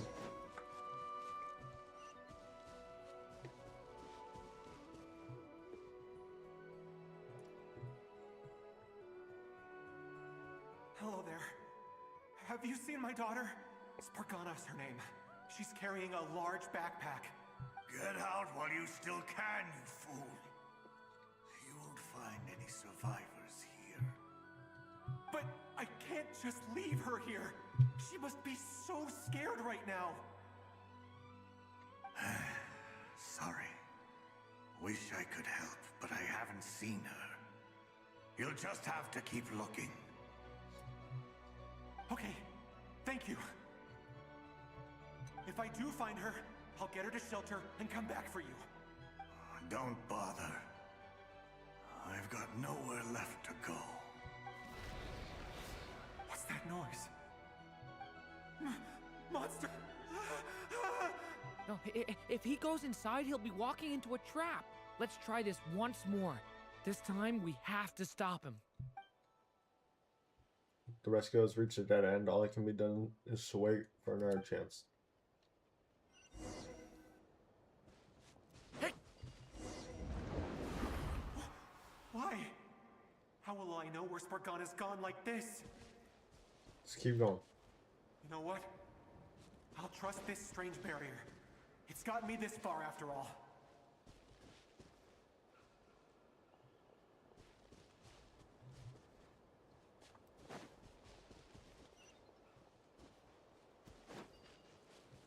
What? Spargana, are you there?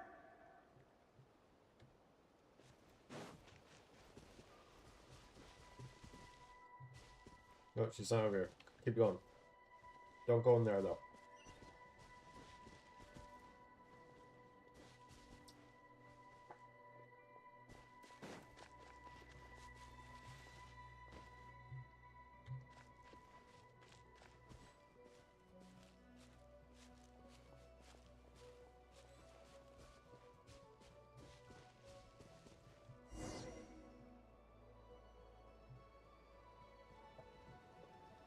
Huh?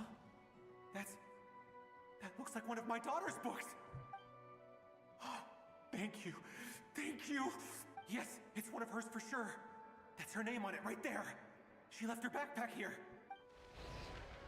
Durin, just like last time. Use the explosives.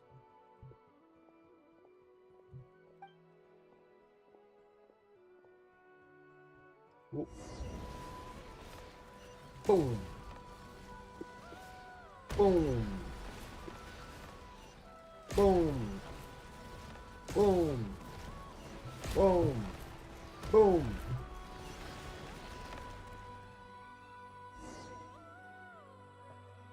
It won't work.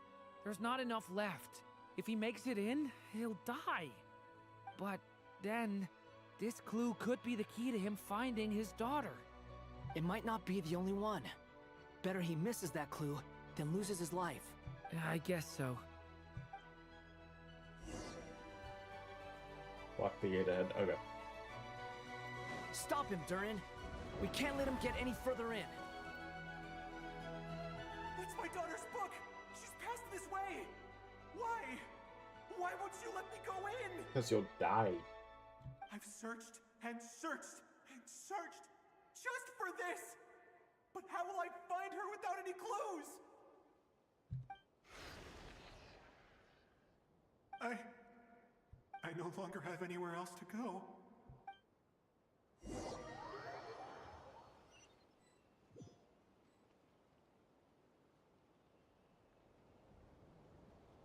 I'm sorry. I'm so sorry.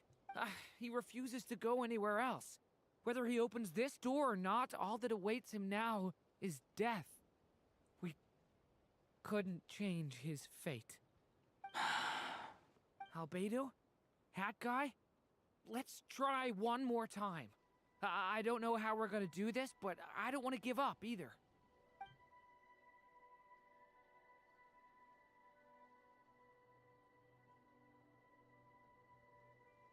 Why am I here?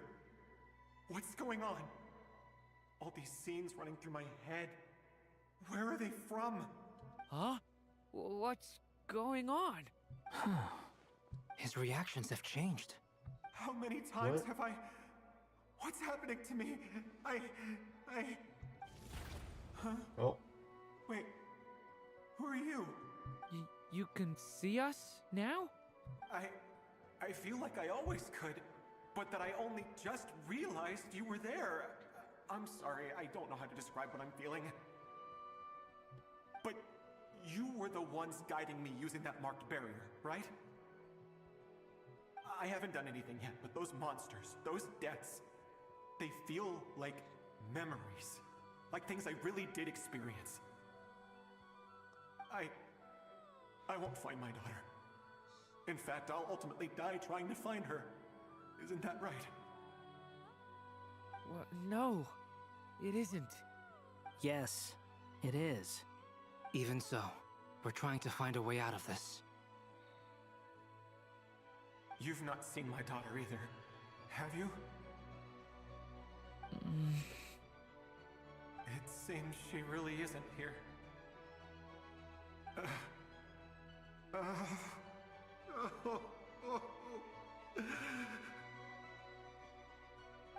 I'm sorry we couldn't help you.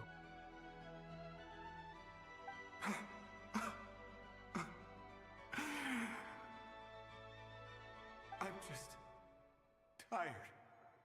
Maybe this is destiny. Maybe it doesn't matter how hard I search. How long do I have left? Experience says 15 to 20 minutes. 15 to 20. Thank you for all your help.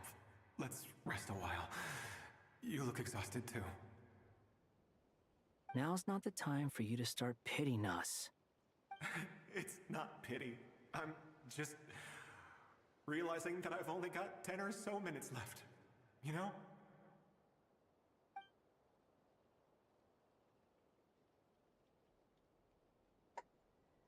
You say you're from Mondstadt, yes? A place with windmills, where people enjoy limitless freedom? And you're from Sumeru, where they've built an academy into a giant tree? Yes. It seems you've never heard of either place. Those names are unknown to me, I'm afraid, yes. Have you heard of Hyperborea? I have, but I heard that it was destroyed in the distant past. I see. That was where my ancestors once lived. What about Delphi Pytho? Was it later rebuilt? I've never heard that name. Then what about Sal Vindagnir? I have seen that name on stone tablets on Dragonspine. But I'm afraid the only things left of that place are its ruins. I see. Sure enough, there was no way to turn this around, huh? I'm sorry. I was the one who asked to chat, but it seems like we're too many ages apart. There's barely any common ground to start from. It's all right. We did hear something new, at least. From how you speak of your lives, things must be going all right for you, I guess. They are. Mondstadt is a place of freedom and happiness. There's a lot of good people in the church and the Knights of Favonius, and even outsiders find that it's an easy place to feel at home. We have festivals a few times a year. Everyone gets together to drink, sing, and be merry. Sumeru is a lot more uptight. Not really the kind of place where you can relax. It's a nation fraught with problems wherever you look. But if all you want in life is to seek knowledge, I guess it's pretty much paradise. That's wonderful. In other words, after this all-devouring black tide passed, humanity did not merely avoid extinction, but rose to build prosperous civilizations anew. I mean, I can see you all right now. That must mean the future isn't a total mess, right? That's true. Well, time's almost up. Let's part ways, I think. Might be best if you don't waste too much time on me. The chances are slim, I know, but I'd like to spend these last few minutes looking for Spargana. If things work out, I'd love to tell her about what I've heard. May we meet again. Well, or not, most probably. In that case, May your wishes come true.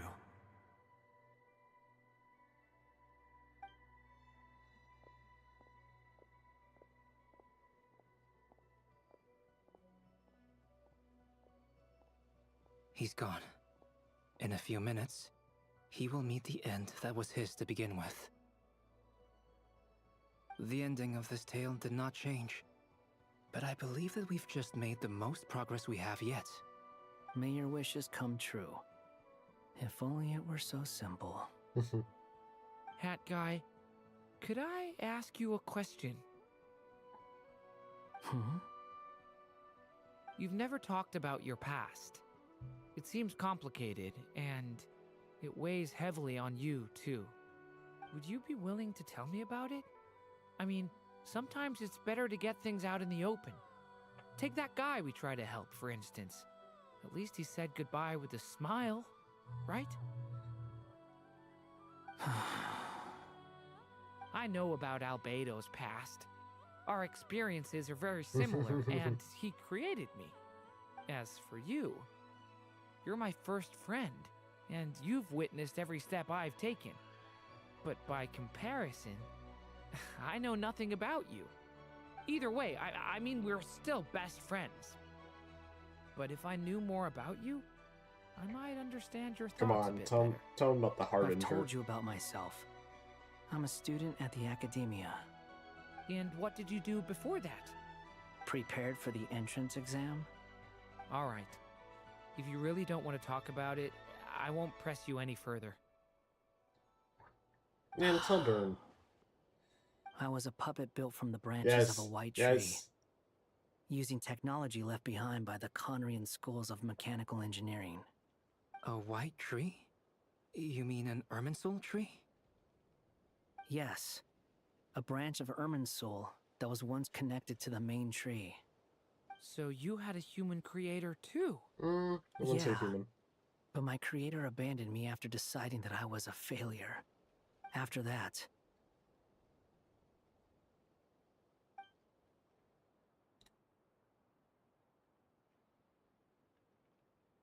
Durin, resisting the influence of the Abyss, suppressing the urge to destroy, trying to do the right thing. None of these things are easy. But no matter how hard they are, trying to rewrite past wrongs is far harder. You asked me if you would create a new tragedy if you failed. I told you there was no point speculating about that. But the real answer is, yes, you absolutely will. That guy. But at least you've got people here to help steer you away from the wrong path. So, just keep aiming towards the light. I will. I promise. All right, break time's over. Oh, the device. Hello, Durin speaking. Hello, friends, it's me. What have you been up to, I'm detecting some unmistakable fluctuations here at the border. The amplitude isn't particularly high, but they're completely different signals from the ones before, and the scale is comparable to those I've detected previously. Alice, we were unable to save that person. However, he appears to have retained a portion of the memories gained through that cycle, and was able to hold a conversation with us. I see. Well, that is rather odd indeed. It definitely merits further attention. Could I trouble you to keep trying the same approach? I need to gather some more data. Counting on you. I should probably have Nicole come and check this out as well.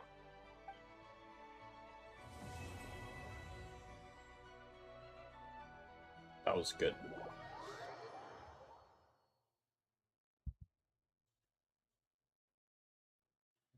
That was good. Has he got Thermi Strain Tactics? There you are. Oh, Nicole. I was worried you might stop to collect treasure chests opened by the Sealy along the way. It would have taken you so much longer to get here. What's this? What is that? Another conversation I cannot hear. I am delighted to see that you understand what takes priority, and that your adventurer's instinct has not swayed your resolve. Really, I must applaud you for it. You should know. Paimon's Okay, I'll try and keep it short. My senses are telling me that this is where we shall find the entrance to the ruins. Oh, cool! Well, what are we waiting for? Let's open it up and see! Patience. This was a sanctuary of great importance to the Hyperboreans. A special process is required to open the gate. Oh! Like the place that housed the Eternal Moon's Marrow? Seems like the ancients were very fond of making the tricky gate puzzles. Okay, so what's the plan? Need us to do anything? And just the short version, if you can. All right then. I was planning to start with some background on the invention of these techniques. Are you sure you don't want to hear it? It's quite informative. Remember what you were saying about priorities? Fine. Simply put, we need 3 human representatives to successfully undergo a process of Kuvaki resonance. Think of it as a test from the 3 moon goddesses to see if the entrants are qualified, with the most recognizable qualification being Kuvaki. Pretty sure Lauma would ace that test. Oh, wait. But we need 3 people. Columbina's right there, I you just also can't have see no her. doubt that the Moon Chanter would be qualified. But we would need 2 other people with the same constitution. Me and Columbina. Therefore, the most feasible method is not so much to follow the rules, but to figure out how the test functions and find a workaround. I've done some research, and it turns out the mechanism is rather crude. We'll simply need humans to stand before it who have sufficient Kuvaki energy within them. I'm with you so far. How do we get the Kuvaki in them? The easiest way would be transfusion. Take some Kuvaki from Nod-Krai's soil, put it into the bloodstream, and get it circulating in the body. So we're going to cheat on the test? Precisely. There are other methods, but this is the simplest one. Cheating the system is much easier than trying to hide from it. Huh? Ah! Sorry? Does the idea of cheating upset you, Miss Lauma? No, that's not it. I suddenly had an idea. Oh, what is it? It's about Moon Prayer Night. I figured out a way for Kutar to join in the festivities. Oh. Huh? But as Paimon said, we need to have our priorities straight. Let's get back to the test. I'll follow up with Nefer on the festival arrangements. Oh, okay. Anyway, is this really the best method we have? A Kuvaki transfusion sounds dangerous, no matter how you slice it. If you think that's dangerous, wait till you hear the other methods. I'd be more than happy to go through them if you'd like. There are several. Oh my god. No need, we're good. Let's go with this one. Very well. Kuvaki transfusion it is. Now, I should mention that the risks can be greater or lower depending on individual compatibility. It would be rash to simply infuse the Kuvaki and hope for the best. If the body rejects it, the reaction can be quite severe. The symptoms are similar to another condition that some people living here suffer from, known as congenital Kuvaki sensitivity. So, before we execute our plan, I will perform a simple test of my own to see who is compatible and who is not. Once that is done, we will have to complete the resonance process as rapidly as possible. The participants must remain stationary while the Kuvaki circulates and bonds with them, and they Lama. mustn't eat or drink Varka's anything. not going to be compatible. Paimon's not going to be compatible, or something like that. And then, That's well, Paimon hardcore isn't a human fasting. actually, so she wouldn't They'll all count. be monks by the time they're through. And then it's going to be me, Lama, Columbina. How long will they have to keep that up? 3 days. Oh, that's so long! And we still need to find 2 more people who are not just compatible, but also willing to volunteer. Fasting? What are they talking about? I'm willing to volunteer. Really? Don't you want to think this through? Haha, count me in 2. 3 days without food? I can handle that. Mr. Cole has made it clear that this is the easiest way. The way I see it, There's nothing else to discuss. It's time to step up. Compared to having Columbina disappear completely, fasting for a few days is nothing. Yeah, you're right. In that case, Paimon volunteers to be captain of logistics. She'll keep the fires lit and grab some spare clothes to keep you comfortable. Good work, Paimon. Then we'll start with you first, Traveler.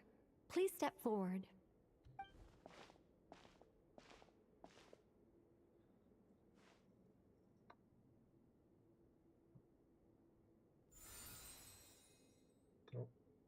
How's it going? Do you feel anything?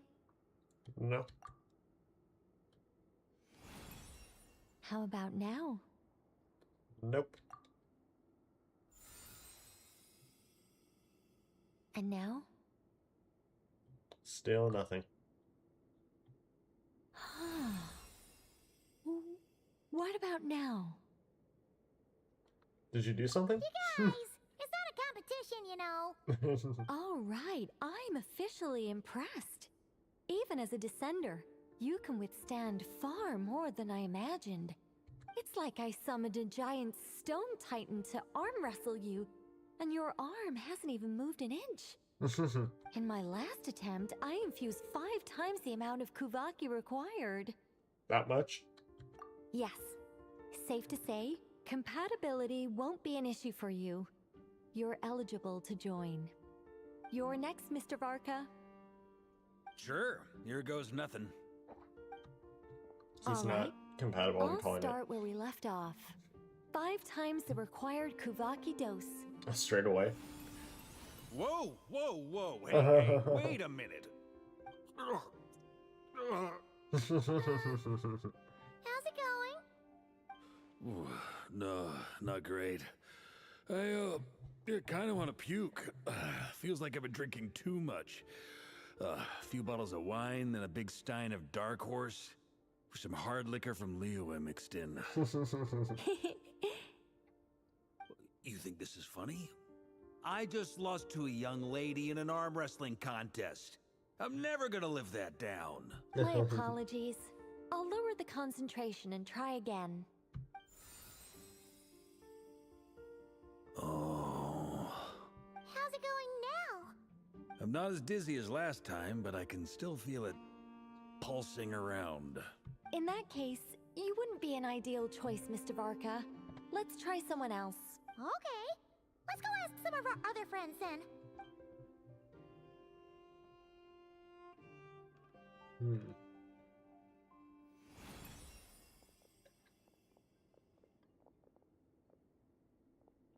Llama should be fine.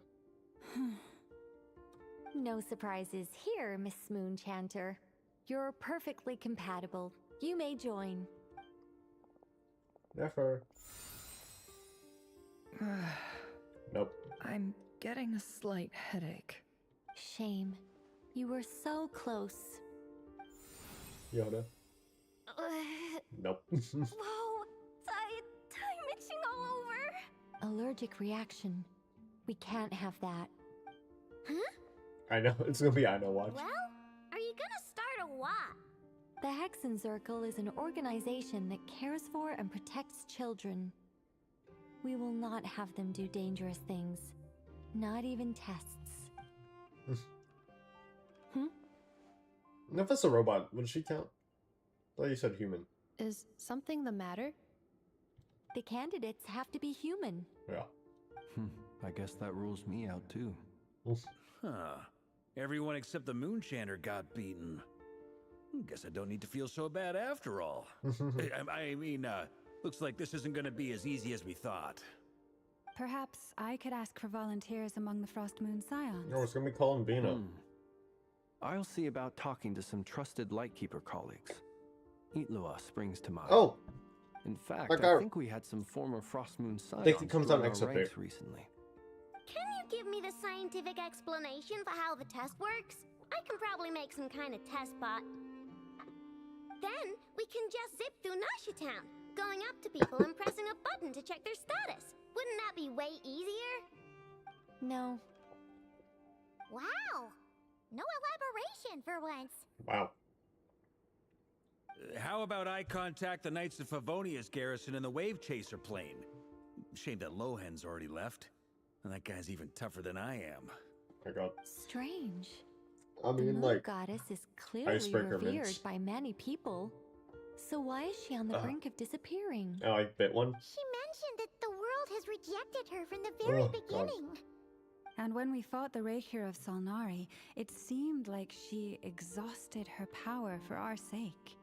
Also, Paimon's not sure revered is the right word for how people feel about her. Gratitude, certainly. For my part, anyway. It's basic reciprocity.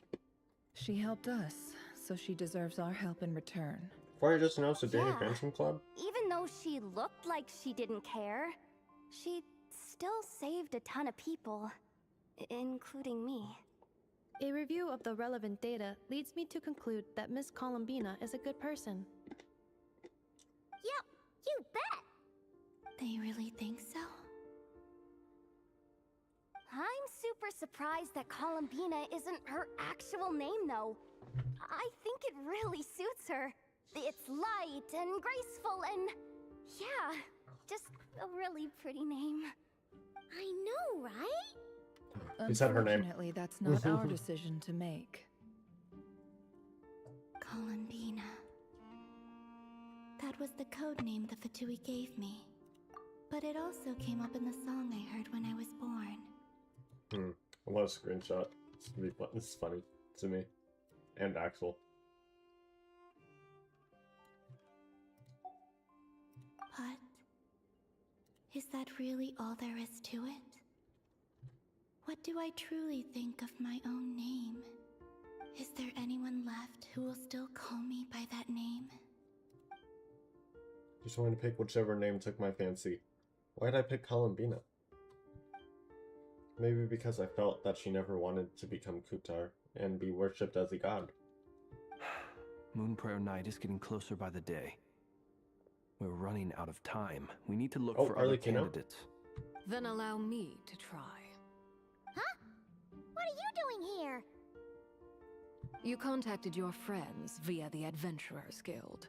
Sandrone has been keeping an eye out for something like that, so she informed me. Since I have the ability to accommodate a moon marrow, I should prove to be a suitable candidate. Didn't think she'd show up here. Arlecchino. When can we begin? I see. We can begin right away.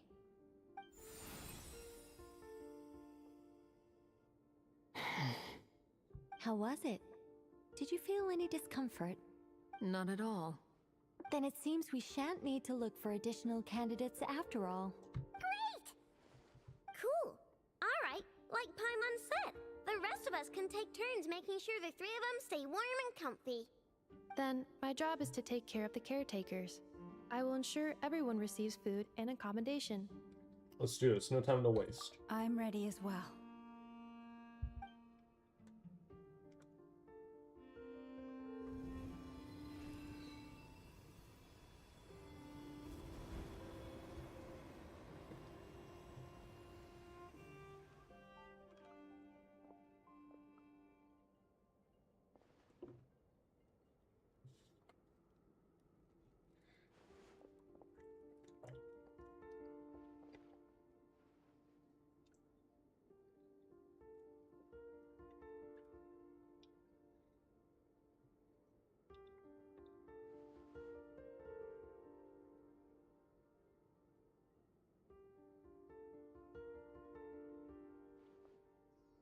Oh.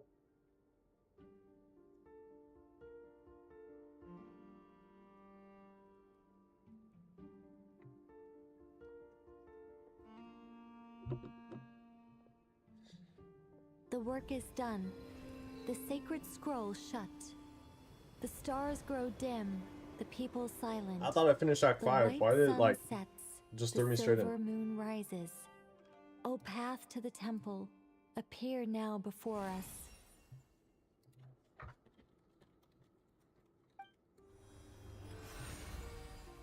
Wow! It really opened! So that's what all this is about. They've been trying to open this gate. Come. Let us enter. Wait. It might be best to eat something first. Take care to chew properly and swallow slowly. It will give your body time to readjust to the digestion process. They will head in soon. They will need to enter this gate. Oh my god. Load. Huh? I cannot pass through. Is it because I have no physical body? It has been 3 days. My strength has all but completely faded. Can I really hold on until Moon Prayer Night?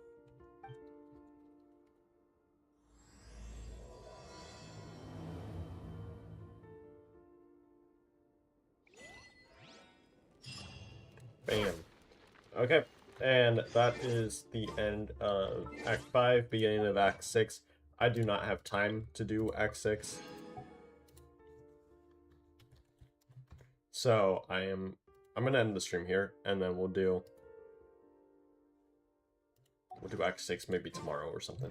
But anyways, this is where I'm ending off the stream. So if you guys enjoyed, make sure you like and subscribe. If you guys do subscribe, make sure you hit the notification bell, though. You'll be notified next time I go live for Act 6 of the Archon quest. It's gonna be for this one. Maybe I get Durin right here. Let's see. No, I did not. Okay, but let's go for this one. Thank you guys so much for watching. See you all in the next stream. Goodbye.